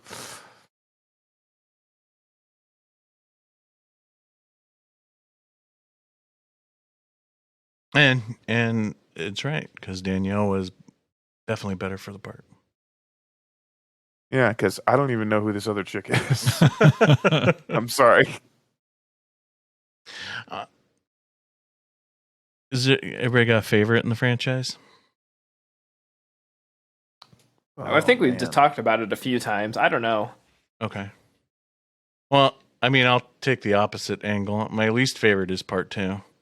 And I haven't watched it in a long time, so I kind of want to watch it again, knowing the direction the franchise was taking. But like, I thought 2 was too goofy, and there was that's saying a lot for you. There's just because I didn't see this movie as necessarily a straight comedy, and 2 definitely played far more like a straight comedy. Like, I was really hoping the whole Victor Crowley thing would just be, the newest of horror franchises with our newest killer on the block, I thought Kane showed his acting chops a little bit pretty good in part 2, where he said, you killed my son, and, he's crying. I'm just like, wow. It was, I mean, I appreciate it. Actually act pretty well, I thought. Yeah, giving Kane a chance to act and actually say lines. Yeah.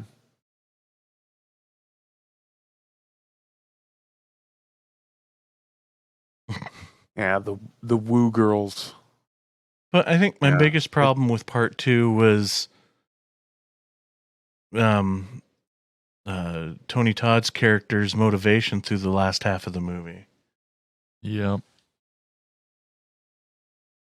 It still just bothers me the whole time. Spoiler alert, for part 2, but the whole time he's just like not wanting to go into the swamp. Then he gets in the swamp and all he wants to do is leave. And he knows that you can't kill Victor Crowley and all this stuff. And what's the first thing he does? He charges Victor Crowley head on. Like, John Carl. Yep, there he is. The Beekler.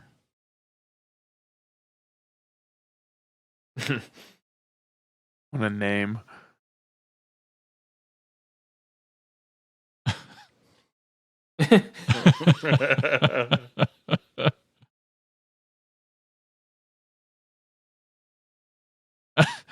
That's how I do that whistle. with mittens. Yeah. He's trying to. I'm trying to remember how the story goes. Adam tells a good story about John Carl in the commentary about, they just all the headaches they went through in dealing with the weather in making this movie and how it would rain and then it would stop and it would rain and it would stop. And John Carl just would tell him, like, who gives a shit? Just keep filming. Doomed. Yeah. Doomed. Looks like Alice Cooper in Prince of Darkness. Oh, No. Not anymore. no. So gross. Such a great setup. See, comedy. It's sterile and he And likes this the music, taste. that and that bus drive over. Not a huge fan of Yeah. this. No, I don't like it. A little too lighthearted.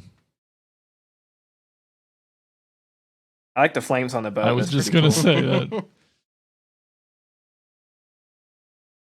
that. I noticed earlier, like the bus ride over, the bus windows are painted like filthy so that they could just shoot it without actually driving it down the road. Yep. Smart.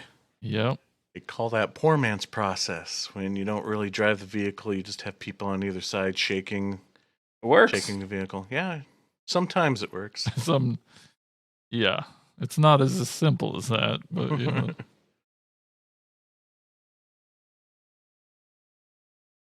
Jesus. It's the easy ones that are best ones. How about Jim Richard Morrison. Reilly, though? Let's talk about that amazing old fart. Again, amazing. You talk him into doing a movie like this. Oh, Especially, He ever said no to a movie though? yeah, maybe. you just That's see it. that guy, and then some of the stuff you've seen him in, you just see him and you're like, what's he doing in this movie? Right. Or in the best Adam Green movie, Chillerama, he's freaking Oh, amazing. yeah, in he's that. the owner of the drive-in or whatever. Yep. Yeah. And he's also the guy that's in Joe Dirt that says, I'm only doing this because I heard that Buffalo Bill character shove the road flare up your bunghole.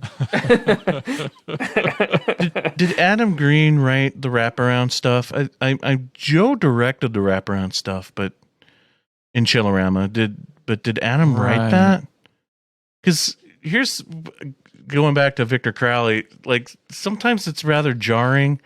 You get like these tender moments or these like dark moments, like in Victor Crowley with the whole Tiffany Shepis drowning, the Yep. slow death, and she's pregnant. And then it's like juxtapose poops against Nailed it. other scenes like the Jonah Ray scene. And Chillerama's the same way. Like I love that speech that he Oh. gives about the death of the drive-in and cinema and man. all that. And it's such a tender. It's so well written and so and such a tender scene of this old man. And then a guy comes in who had his dick bitten off by a zombie, and okay, Ruins the whole. it's just very jolting, Yeah. I don't know what to tell you, man. I just don't know. I still can't decide to this day if I like it or if I don't like it. Like part of me is like that's even funnier that he does that, but other times again it just You got to build the tension, It's just- break the tension, build the yeah, but it's so style. polar opposites. Yeah.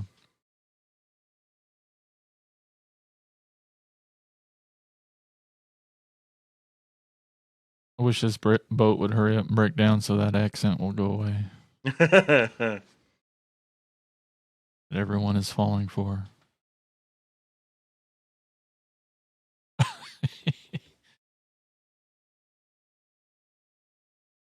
Tell him, Mr. Murray. That's right. Ghost lights.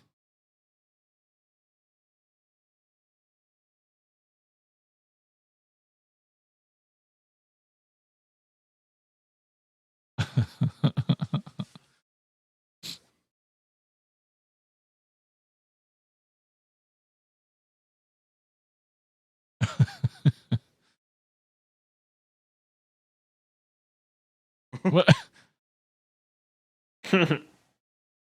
That's a Tad move right there. Not that, but the joke. Not the crotch scratch. Yeah, that's a Mike move.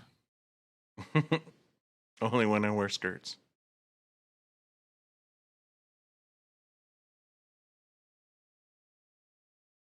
Legend has it.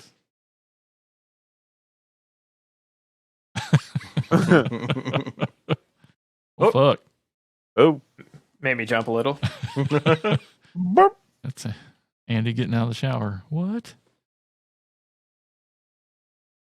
That walrus mustache is just Glorious. Very Wilford Brimley. Yep. Diabetes. How sad is it the guy was in the fucking thing and we know him as from the diabetes commercials? Yeah, Because he didn't have a mustache in the thing.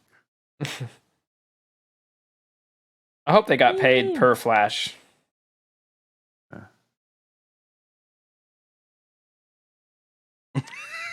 it's hard to argue against that. I want that on a t-shirt. Yeah, nipples Your are nipples done. You probably can get one at the Aeroscope store. Limited signed by Adam Green. Uh-huh. All proceeds go to a Yorkie rescue. Adam Green. So Jason, you dig deeper into the whole Adam Green thing. You know, you're actually a Patreon subscriber to the podcast. Have been for years. And you even have one of the Cult of Arwen t-shirts I'm so jealous of. I sure do. Have you ever listened to his band? Have you ever heard any of his stuff? Yeah. What is it? No, first butt of all, rock, right? is it what? It's butt rock. 80s hair metal. Oh, I should have known. That's his thing. Yeah. I figured it'd be like a Twisted Sister, cover band. Yeah, pretty much. Pretty much that. Okay. Yeah, and it's good if you're, if you can enjoy it at least for its retroness now. Haddonfield, that's what it's called. Yep. Oh yeah, that's right. I couldn't remember the name of the band. Yep. Of course, it's a horror reference. I am kind of bummed, and I don't know if when we hung out with him the other day, Tad, I thought he had some copies of his vinyl at his table.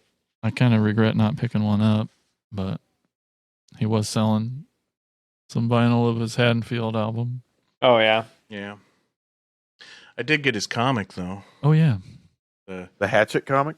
No, the Holliston book. He did a special season of the show in a comic book form. The Hatchet comic though is still coming out. There's still new issues. Still, yeah, nice. I think I have a few. Yeah, it's pretty great. I think it's full color, and I'm surprised you don't have them, Mikey, comic book nerd. Yeah, I know I need them.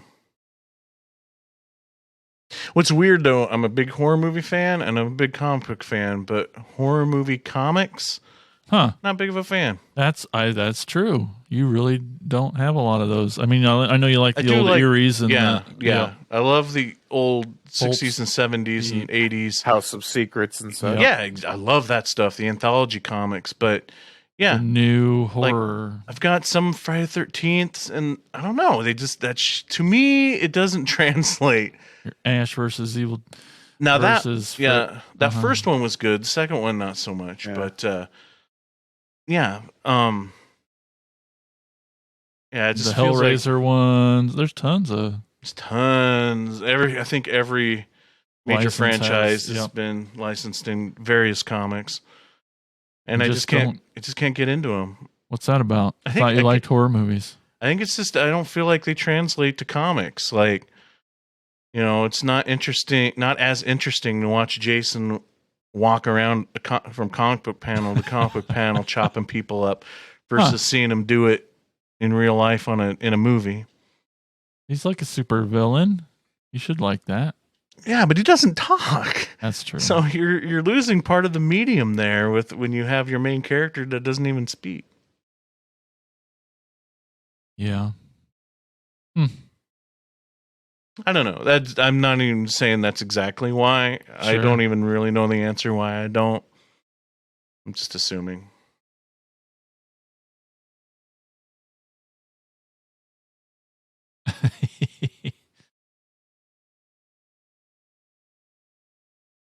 He ain't scared. The old fart's Jim ain't gonna- afraid of shit. No, he isn't. I mean, he's going in the water. I have a mustache. Fuck you. I can float. Oh. Oh, shit.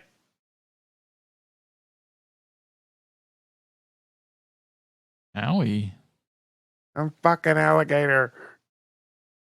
Ow.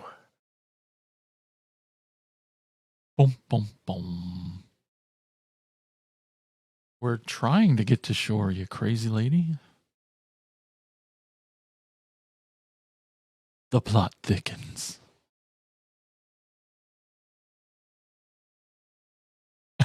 Okay. Well, since Use you put it as that a way, flotation device. You're fine. Yeah. he's got two of them. Okay. Yeah, but they don't work unless she goes, woo!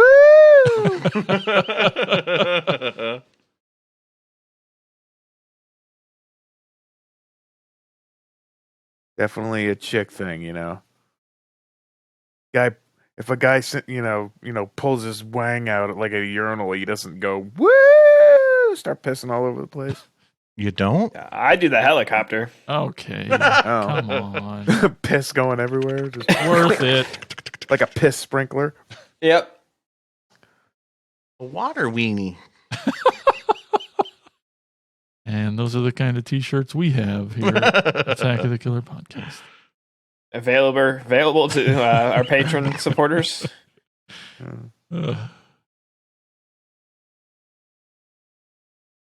Rodzilla would buy one. You know he would. Oh, it's 2 inches deep. Yeah, I exactly. guess we're okay. Yeah.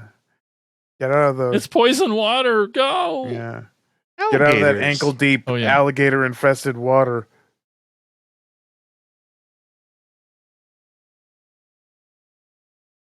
The score's good. I like this music. Why would you try to swim when you're in? I was going to say, when you could Just stand walk. and fight. You're crawling across the floor now. Get the fuck out of the water. Now you're just taunting the alligator. Yeah. Like, you could have just And he's walked gone. away. He's gone. Smart-ass. Which he could have gone just as fast through the water. I watched a stunt video behind the scenes making of Live or Let Die, and the stunt guy for Bond literally ran across the heads of alligators for that shot. Jesus. And they that's showed the awesome. scenes where he didn't make it, and it was terrifying. Oh my God. No CGI, no anything, just a stunt guy running across gator heads. Wires? Nope. Well, the Oh reason why he my didn't make God. it, the reason why he didn't make it the first few times is because his balls were so fucking No- big. He no had to shit. carry those with him. Fuck. Were the gators like? Did they drug the gators or anything? I don't Or why kn- are I their don't- jaws shut or anything? No, their mouths are open. They're snapping at him. Oh fuck! Yeah. Yeah. Shocker. If this was made like 3 years earlier, that would have been Shannon Elizabeth. It would have. I thought that. Right?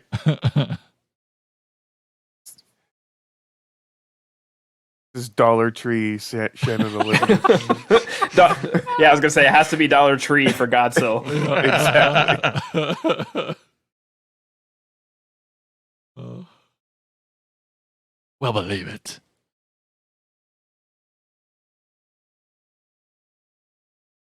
You'll probably get Why Victor. do you need a gun Victor to look for a boat? Godzilla will find Victor Casey at Dollar Tree, the knockoff of these movies. And we'll all get pictures and be like, hey, look what I got. It's only $1. Why not? Love you.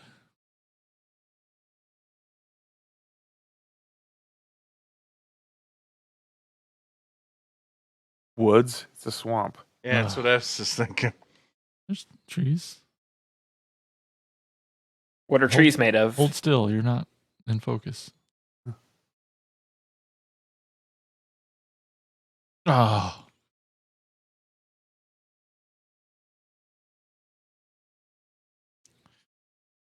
Yeah, he knows. He poked at it for a second. Wait, what? Dun dun dun. What do you know that we don't? Well, I brought a gun, didn't I? Who? Or swamp. His swamp. Victor Crowley, Boom, boom, boom. get out of my woods. It's called a I always thought he swamp. took like an old sounding name like Victor, and then he took Aleister Crowley, which is like be, the yeah. guy who wrote the Satanic Bible. Kane. Yay! With Unmasked. a hatchet. Ooh. Oh, that's why it's. Oh, I get it now. The little kid from Funhouse as a child. Oh. Yes. What's the Elephant Man? John, what is it? Oh, damn it! You had to ask. Merrick. Yes. I helped you get there. monster. Not an animal. I like how he has little overalls even then. Aww. Gertrude's Bayou Store.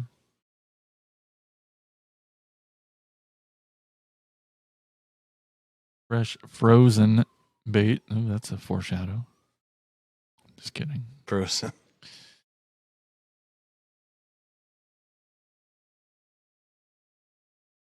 As he should be. Kids are assholes. Yeah. Yep. Yeah. Especially that one. Fuck all these kids. Fuck you.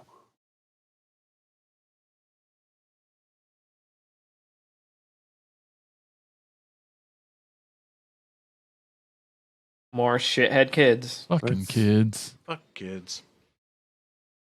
More kids went away from the neighborhood. It took The a drummer boat of to a swamp. The drummer of Slipknot is here. Oh.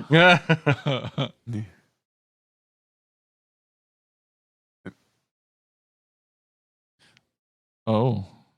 Why couldn't you open it? Huh? Oink. Yeah.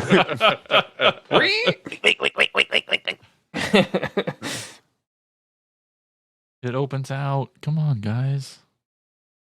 I always sort of thought like the scary story of Cain, relating to this Oh, Mhm. yeah. with the fire. It's amazing that Oh. after watching that doc, that the man continued to do stunt work and still do fire stuff. Yeah. Like you would think. Yeah. Like that fire stunt in New Blood was like one of the Mhm. longest burns in a while, Yeah, right? Yeah. Yeah.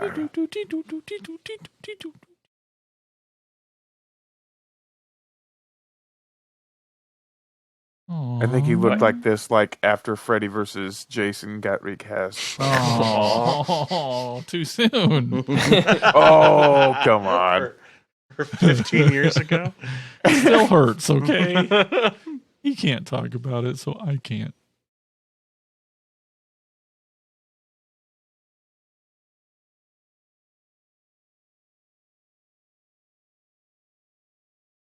They're sitting around a campfire suddenly, like, how did this happen? This is the tale of Victor Crowley. You guys like the lore, the story? I think it's cool, yeah. Yeah, I dig It's it. very typical. I mean, nothing. Uh, But that's what's so cool about this is that it's very simple. Oh, You yeah. know what I mean? Like, That's that's what- what it's a throwback to, is like the time in the 80s, and this is the burning, It's Yep. yeah. It's Yeah, Friday everything- 13th. It's every, like, disfigured guy coming back for revenge. Yeah, plenty of them had way less story cozy than little this. folklore that, Yeah.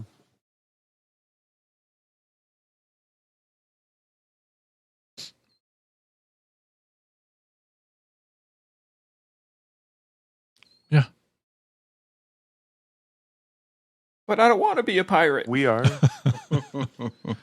Fucking alligators, I know that. I could go for some Denny's. Mm, Mm. dude. Hit pause. We'll go to Denny's. Oh, well, let's finish this scene. Oh, there's a house there. Oh, hello. I do like that scene. It's just sort of like a almost like humorous, like it's right there, boom, boom, lightning on it, Uh-huh. Comedy. And it's hard to not feel like a set. I mean, like a. Yeah, I know, right? You're not wrong. Thank you. It was constructed so well, shot so well. Mm-hmm. They had like a scare zone set up similar to this, like at Halloween Horror Nights one year, and they had a little hut like that with a porch on it, and this like voodoo lady was like torturing this guy like an actor, and it only lasted the weekend we were there because so many people, like parents, complained about how over the top disgusting it was that they took it away. Aww. Freaking Bunch of parents. pussies. Yeah, it used to be pretty hardcore. They had a woman that would stay in a glass coffin with live rats the whole night, and that was sort of cool. You just walk up and like there was like 100 rats in a glass box of the woman. Ew. Got some nerves. Yeah. Does his shirt have nipples on it? Oh my! Did you notice that? What the Rewind it. guy? The Panther shirt has nipples on the shirt. That's Same like Any good shirt does. Same costume designer as Batman, the movie Batman and Robin. Yeah, I was gonna say George Clooney's bat nipple suit, which I have actually seen in real life. By the way, Did you tweak them? Of course he did. It's Andy. no, they were in a glass case about a mile Got arrested underground. trying to. At a Those phone nipples line. could cut through the glass case.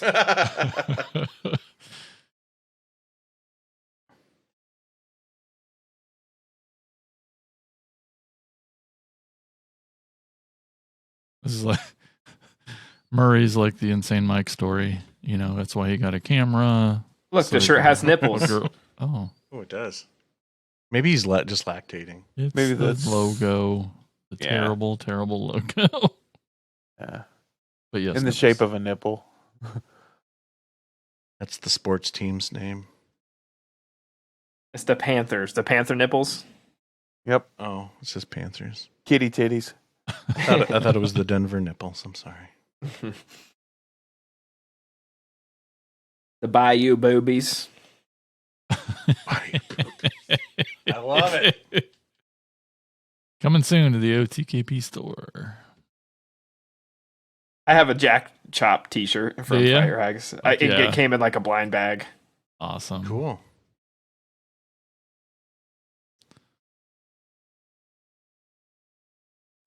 Oh man, Nobody here we says, go. I want to. Got the Yeah. fanny pack. This is the best fucking scene ever. Still my favorite kill, I think, the entire franchise. Easy. This is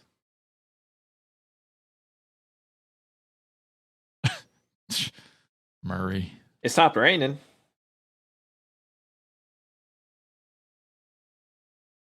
They're not going to be sticking together for much No. longer. Yeah, both of these kills are just amazing.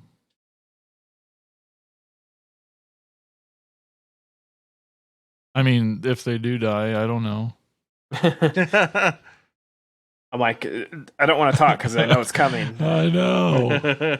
Just enjoy Just the keep moment. Hobbling to the creepy ass shack. We'll be fine. Oh fuck. Fuck you. The fuck off my lawn. God damn it. Oh fuck. Oh man. So much blood already. Shing. Where does You sound think his come foot from? still hurts? His Did he just throw one of the girls at? Oh fuck! Here we yeah. go. Here it is, though. the all tear about with this. the room. Such a- Brilliant. I love effect shots like that where Yeah. it looks like all one take.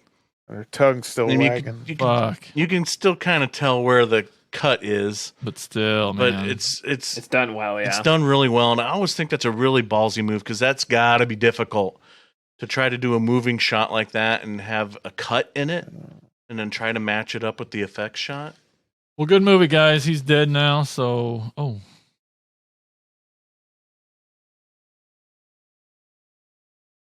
There wouldn't possibly be 3 more sequels, right? oh yeah, that's right.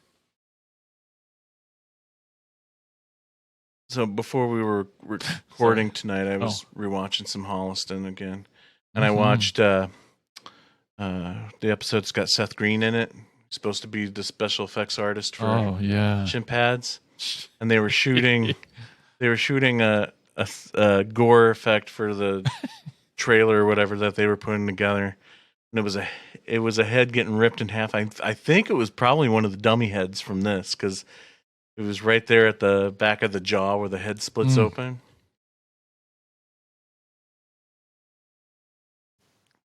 Is that season 2? Yes, I think so.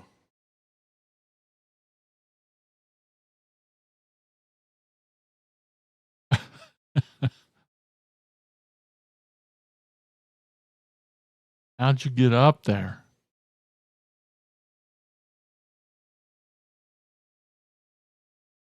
No.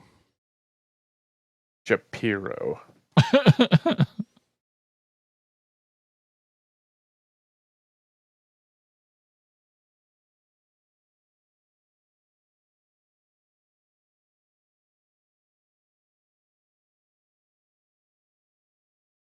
First movie I ever saw Joel Murray in, One Crazy Summer. Oh yeah, he had the hots for Cookie.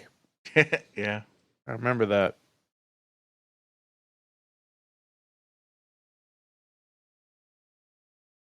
But he was also in Mad Men too, wasn't he? Yeah. Was he? I never watched Mad I Men. think he was. I remember he was the best friend on Dharma and Greg. Oh, I missed that show. Woo for him.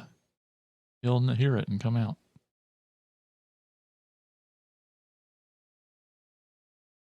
No need to panic. You just saw a woman's, jaw get ripped open and a guy get hacked to shit. Nope, you could have lived, but nope.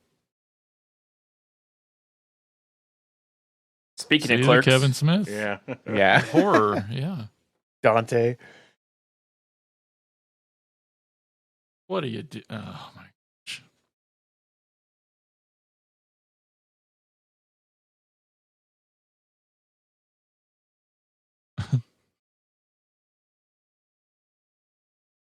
Oh yeah, serious movie. I'm not saying that the movie isn't comical. I just think it got sillier as it went on. No, you're probably right. Yeah. But most sequels do, I guess, right? Hmm. When you do, ouch, ouch, ouch, ouch, ouch, ouch, ouch. Whee! It's a splooge. Did he reuse that same shot from the I beginning? was wondering that. I love it. Just like a bucket of blood being thrown at a tree. Yep.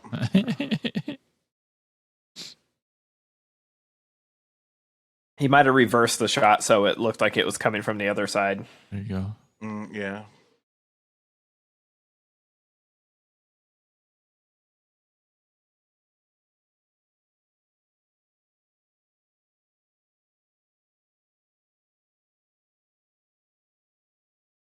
See, dialogue-driven scenes.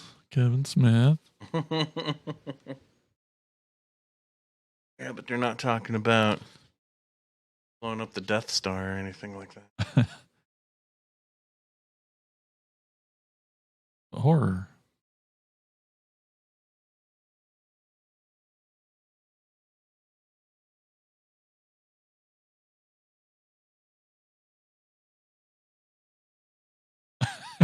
And now you're gonna argue about.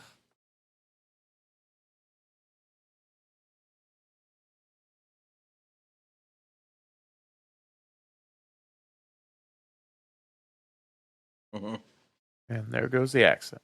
Yep.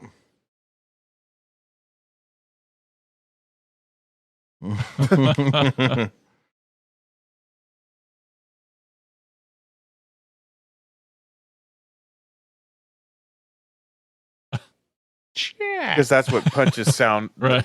sound like, That's that's very 80s. Like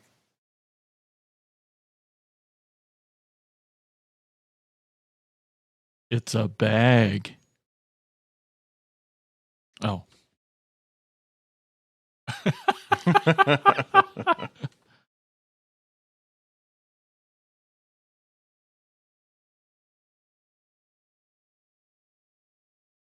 He's gonna smoke that whole bag.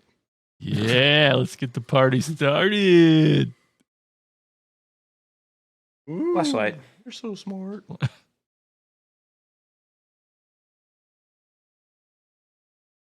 Which Ainsley and Robert England, they only took a lantern and a stick to kill a giant fucking alligator.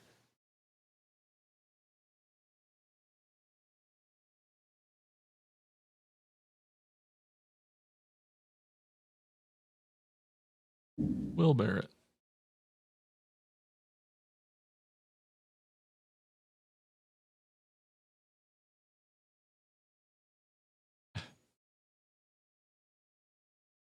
Shapiro. That's not the name of the guy who did the Girls Girls Gone Gone Wild. Wild videos. No, is it? I think it was close, but it's like a parody of him, basically. Yeah.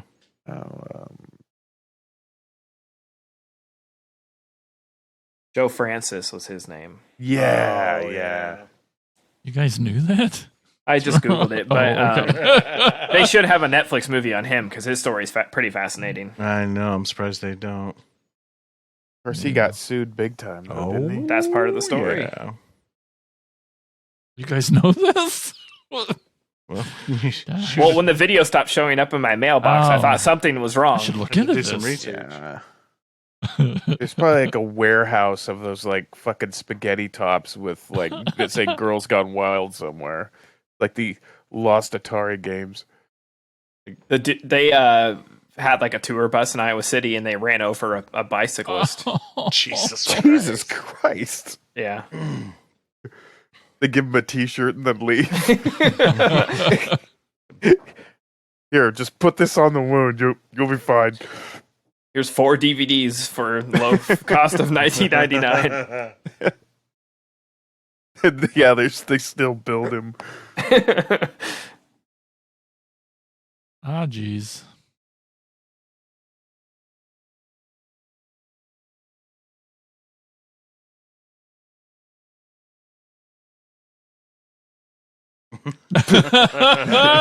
His first funny line.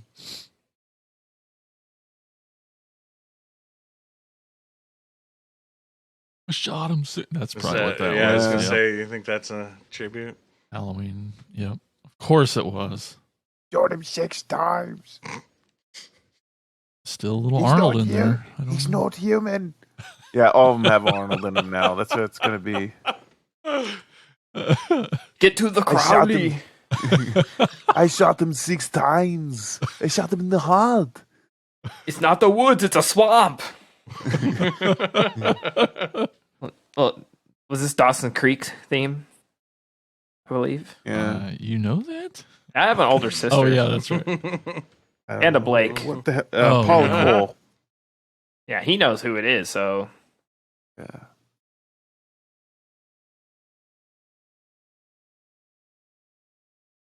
Oh, Y'all hear that? Daddy.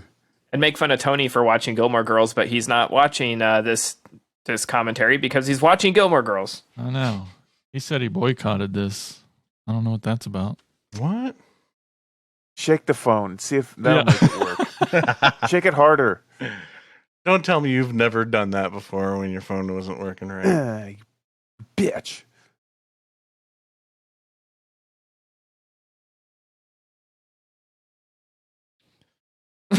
Huh. That's a Adam Green inside joke.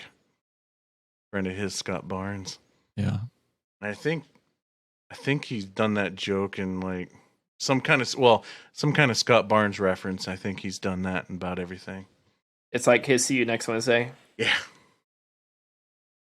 Yeah, just directors putting weird shit in their movies for themselves. Yeah. I didn't mean to it's look right at you, awesome. Mike. It's awesome. Sure. See?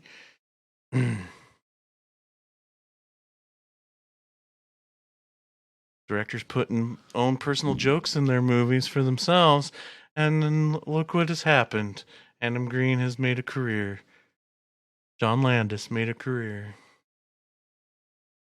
Maybe I should do more.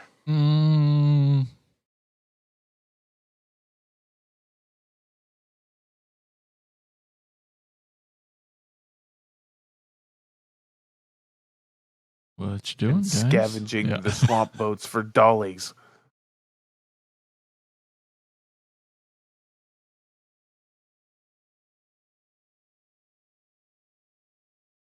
Robert. And it was Joshua Leonard. I did look it up from the beginning. It From is Blair Witch. It is the Blair Witch guy? Mm-hmm.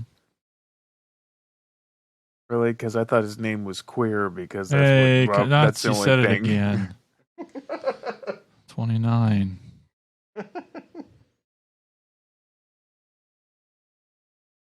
Hey, she can cry. She's a good actress. I'm saying she can't act. Oh, she just got greedy. She's no Danielle Harris. That's true. Who we can hang out with in a couple weeks. Yahoo! When this comes out, we'll be hanging out with Danielle Harris. Crypticon. Hopefully, she's a little more up for socializing this time. See, Mike just said that earlier. I Yeah, don't think that Danielle Harris Crypticon is going to be at Crypticon this year. that Crypticon experience with her 2 years ago, whatever. She lost some points with me. It was brief. But I tried to tell him, I'm like, once you did get her attention, she was there Yeah. and she was good and great. Yeah, It she nice was to- all right with me. She just really As soon as I handed on her her money, phone. she put her phone down for a second. Exactly. Yeah, that's true. And she signed my And- Boy Meets World picture, and I loved it. I was going to say, in her defense, I'm sure skeezy horror nerds drool over her constantly and hit on her and say inappropriate shit all the time. She's probably just fucking desensitized to Yes, and shithead, she had to so- deal with a stalker as well at one point. Yeah. So you got to take that into consideration. Still love you, Danielle. Mm-hmm. Yep, absolutely.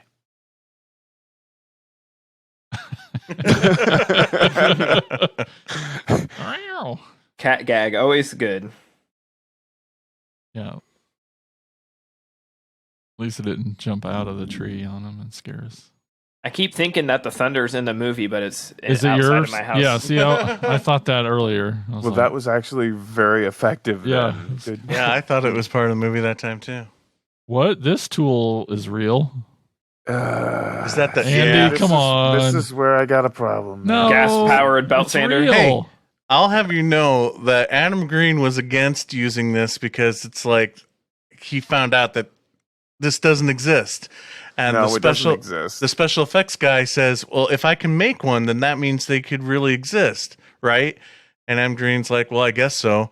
So the effects guy went out and made a fully operational gasoline-powered belt sander. So it was a real thing just for one movie. Should have just used a block sander. Well- He had to manually do it. Well, have you seen where this guy fucking lives? Okay, the shack is falling apart. Do you think he gives a shit about how, fine and, smooth the wood is? Let alone, I don't think he's going to be able to make a makeshift belt sander anyway, let alone get the Oh. gas to operate it. Victor's inventive. Look at his kills. Yeah, he's good at destroying things, not making them. Oh, yeah. We thought we were done. Oh, no. Yeah, Shish kebab. This is great. I'm trying to think of what they call the meat where they put it down the pole with like pineapples and let it slowly roast. That's what it makes me think of. What Like is it called, Jason? skewer it. Shish No, kebab. there's That's shish kebab, dude. No. Does Chad just not know the word, or is he fucking with us? It's debatable. shish I kebab. think. No. It's a certain kind of meat. Let me look it up. No. Oh, the meat itself? Yeah. Oh, Shish kebab. No. It's shit. Just How does he not know that word exists? Huh. I love it too because you said shish kebab, and then he's like, "I can't." You know, but that the one meat on the thing with the I can't- pineapples what's it and called? the vegetables and the. You mean shish kebab? No, No. the thing with the skewer that you put little pieces of meat on and then vegetables and you roast that over El, the fire. El Pastor. No, it's shish kebab. What are you doing? El Pastor. Look it up. You do it on a pork spit. You put pork stacked with pineapple on a stick and slowly rotate it over like heat. Which is Spanish for shish kebab. Really? Because I thought it was like Spanish for like, you know, like a Mexican priest. El Pastor. Where's That's a that? Mike joke. Where's All right, that? guys. It was good being with you tonight. There it is. Are we the only commentary that's got the rim job sound effect? Not rim job. Well, I have to it's catch rim up with- shots. It's a rim Doing? job. If we're I'm not answering that, and our lawyer won't let you answer that. I'm allowed a dad joke every now and then. Yes. I mean, I got to catch up with Mike. Oh, you got a lot of catching up to do. And mustarding. See, I did it. No rim job that time. No. Stop saying rim job, Wrong please. word.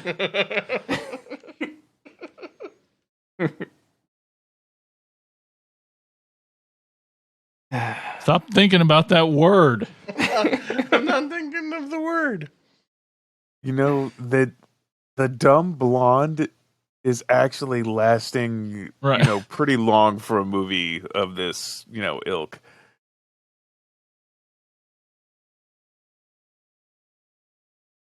Light them up. No.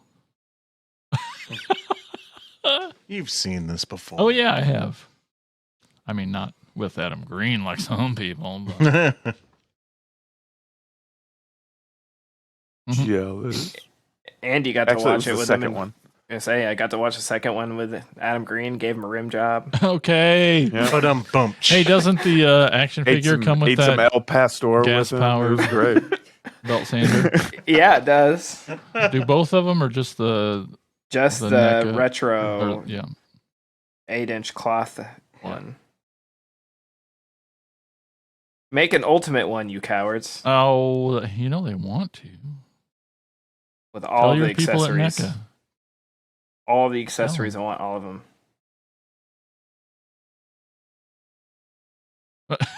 Is there a lot of hay out in Right. the swamps or woods?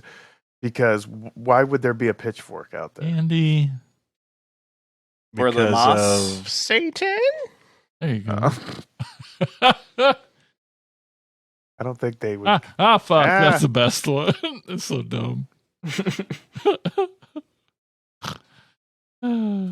This is like just looking at their fashion is like very much a product of its time. She got the low rise jeans.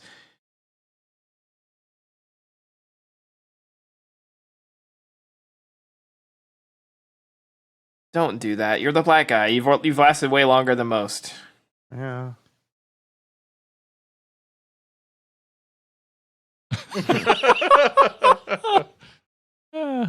It's a can.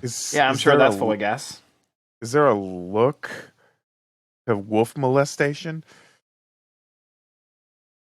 Maybe Jack from American Werewolf in London. Oh, Really? He definitely looks like he's been molested by a wolf. check the cans faster.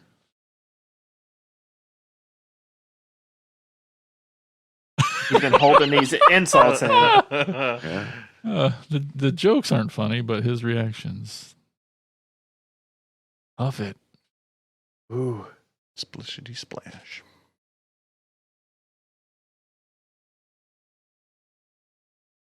I see a jacket.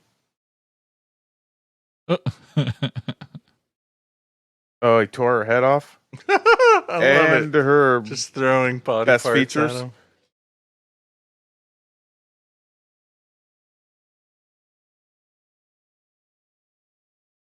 take this. And take some of that. Yeah, just back up and smash her in the wall.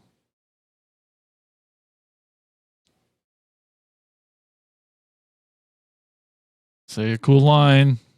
How about a little fire, Scarecrow? That's hot. Mike? I got nothing. Oh, I don't believe that. You light up my life. There you go.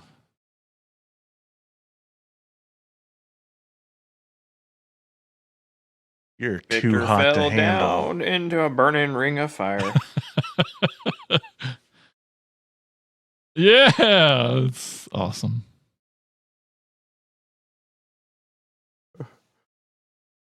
Yeah, I'm glad I didn't fix my roof. Now we're gonna dry him off and do his hair. But okay. She grabbed my face.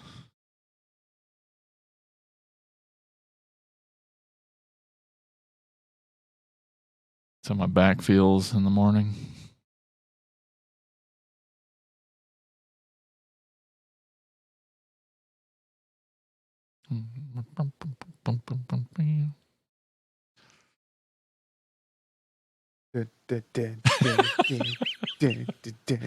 And then there were 3.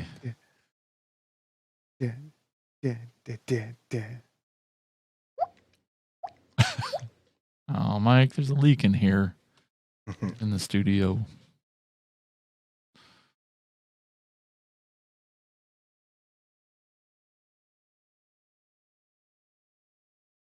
I don't know why, but there has to be. You're going in circles. I've been here before. We're gonna go this way. Corey Haim? No. Was that the Oh, No. too soon. Well, I mean, the man is dead. Jesus.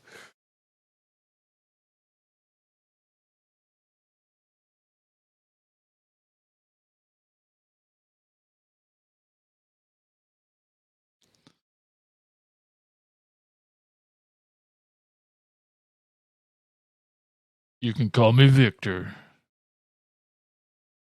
He always does the arch in his back when he screams. Ah! He has to freak out for a little bit before he Yeah. does anything to give them time to react. Yeah. I mean, the hunch, weighs his back, so he cranks his head and gives a holler. There's a gate. Well, no shit. There's a fence going around the whole thing. Oh. She saw it and she still ran into it. Kiss. Oh, Oh, he's gonna Kiss. barf on him. Yeah. Ew. Yeah. Ew. The bubble. That was the best. She's Is that done like the most the- damage to his.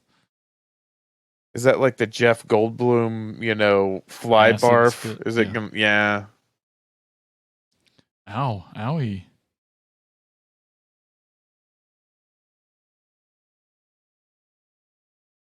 It really hurt.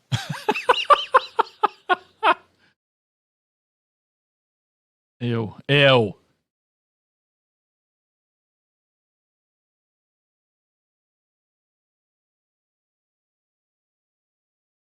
Let's hug it out. Hug it out.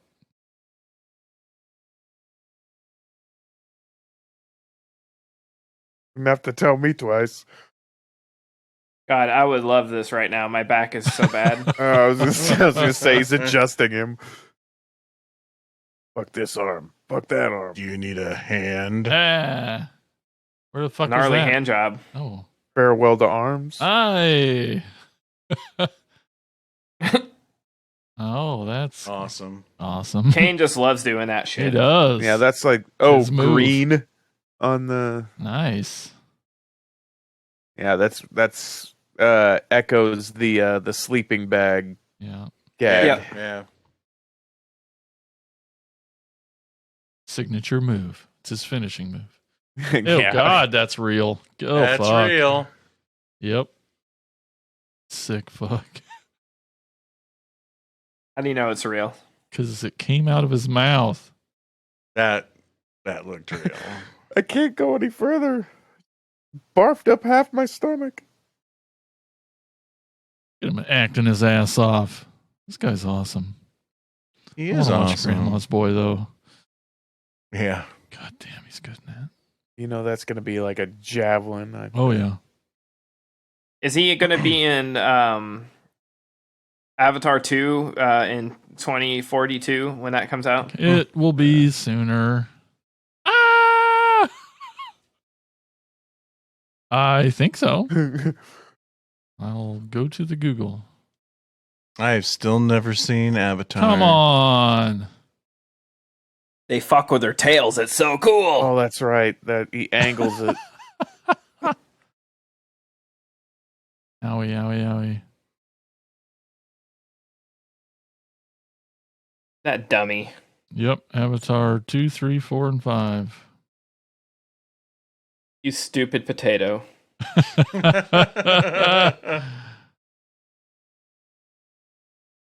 My fucking foot. Oh, He's gonna yes. barf on him again. Facial. Oh, that's gross.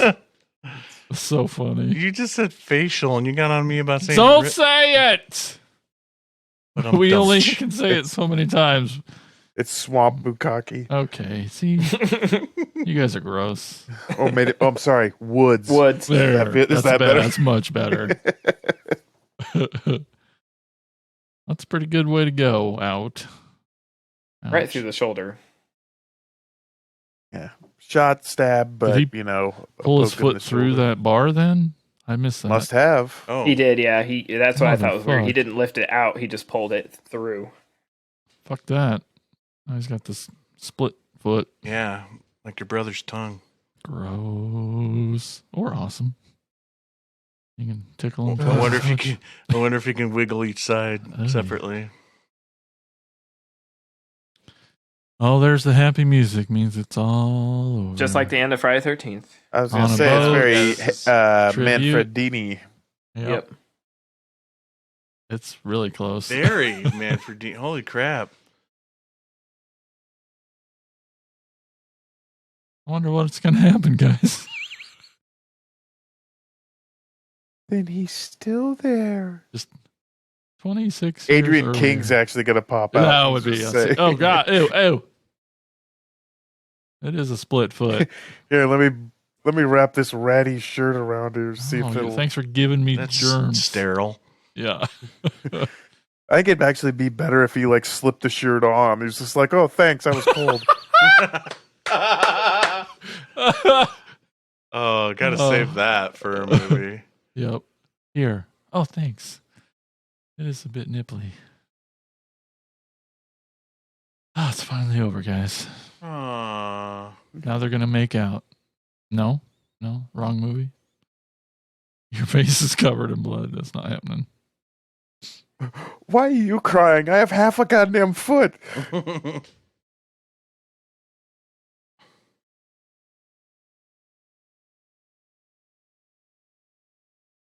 Get closer. Oh, now you've done it. Yep, you just jinxed that. Come on, Adam. We all know. Thank you.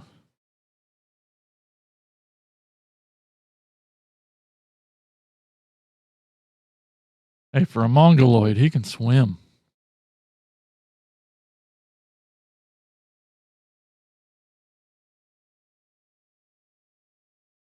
Maybe at your foot.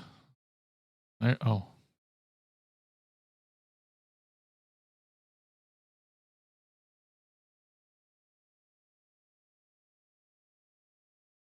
Maybe. I don't think she can hear you, dude. No. Speak Let's up. get to the root of this. Oh. Stick your head down there. Stick your head down in there and scream at her.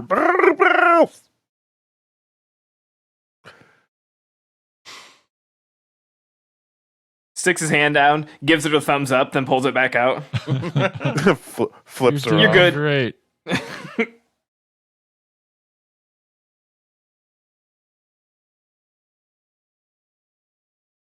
Classic prank. Oh, got her. Remember when they brought Victor Crowley on Practical Jokers? They're like, no, put his hand down in the water. You say that, but that kind of Yeah. They have a crossover. Victor Crowley was kind of on Impractical Jokers because Bill Donahue. Kane Hodder's in the Impractical Jokers movie. Woo! Yay! Nice pick, Hot Rod. Yeah. Yep. I haven't seen that in a while. That was nice. Yeah, same here. Halloween Clown was played by Danielle Victor. Okay.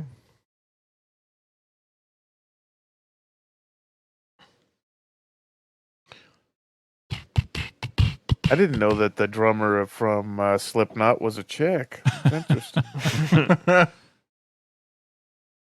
Bro, we're from Iowa. We know all of them, okay? I Yeah, got be that. careful. That's right. Personally. Is this more Manson? I can't tell. I don't have it very loud. Someone whose music will never be in a movie ever again. Nope. Yeah. Wait, why? I don't know if Mike knows about the canceling of Marilyn Manson. Oh, he's been canceled? He's been arrested. What did he do? Oh, just we'll talk about it off the podcast. It's sort of a sad way to end a. Okay, yeah, good point. Yeah. But yeah, he was supposed to be in Creep Show, and they canceled. They took that episode off, right? Yep. Set documentarian John Gross. Ew, Gross. John. Matt Knudsen, productionist, the PA. Who the fuck are the Knudsens?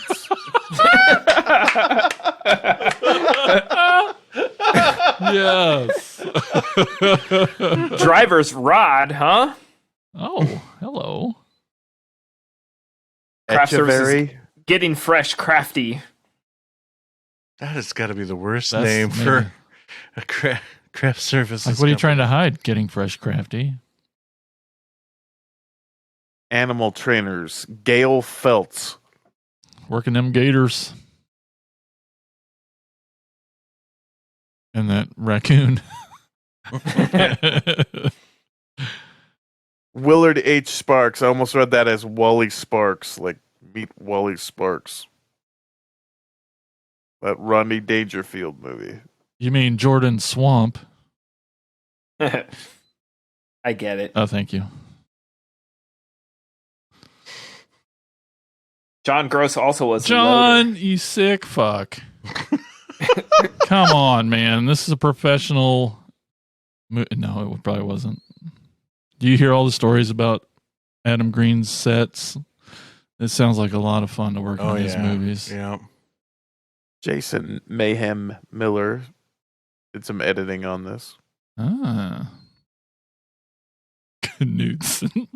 Who the fuck are the Knudsen? Asaf Lotan. They call his friends call him Asso. Of course they do. Oh, swearing. Hello. Fucking There's potty a mouth. festival version. I wonder what the difference Oh. is. I do not recall any talk of. It's interesting that he uses his real name, Brian Oh. Warner, as written by. Yeah. But it's performed by Marilyn Mason on the Yeah. remix. This is a new shit. And Gold Frapp. Marilyn Mason. That's what you get at Starbucks. Gold Nice. trap. Hold the gold.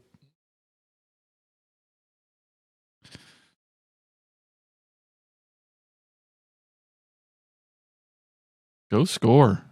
I need to get it. I don't know if I have Harry it. Ryan- Knowles. Ryan Turek, Brad Miska listed in the thank yous. Yeah. Probably some more Spooky names. Dan. we'll Uncle Recognize. Creepy, Steve Barton. Yeah. Harry Knowles. Remember him?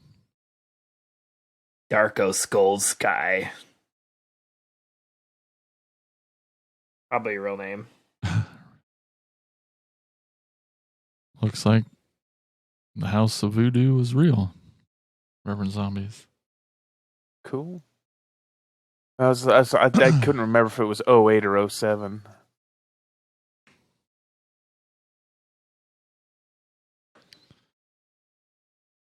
There it is, folks. Oh, yeah. That was Hatchet. Hatchet. All for you, Rod. Brought to you by us guys here at Attacker the Killer Podcast.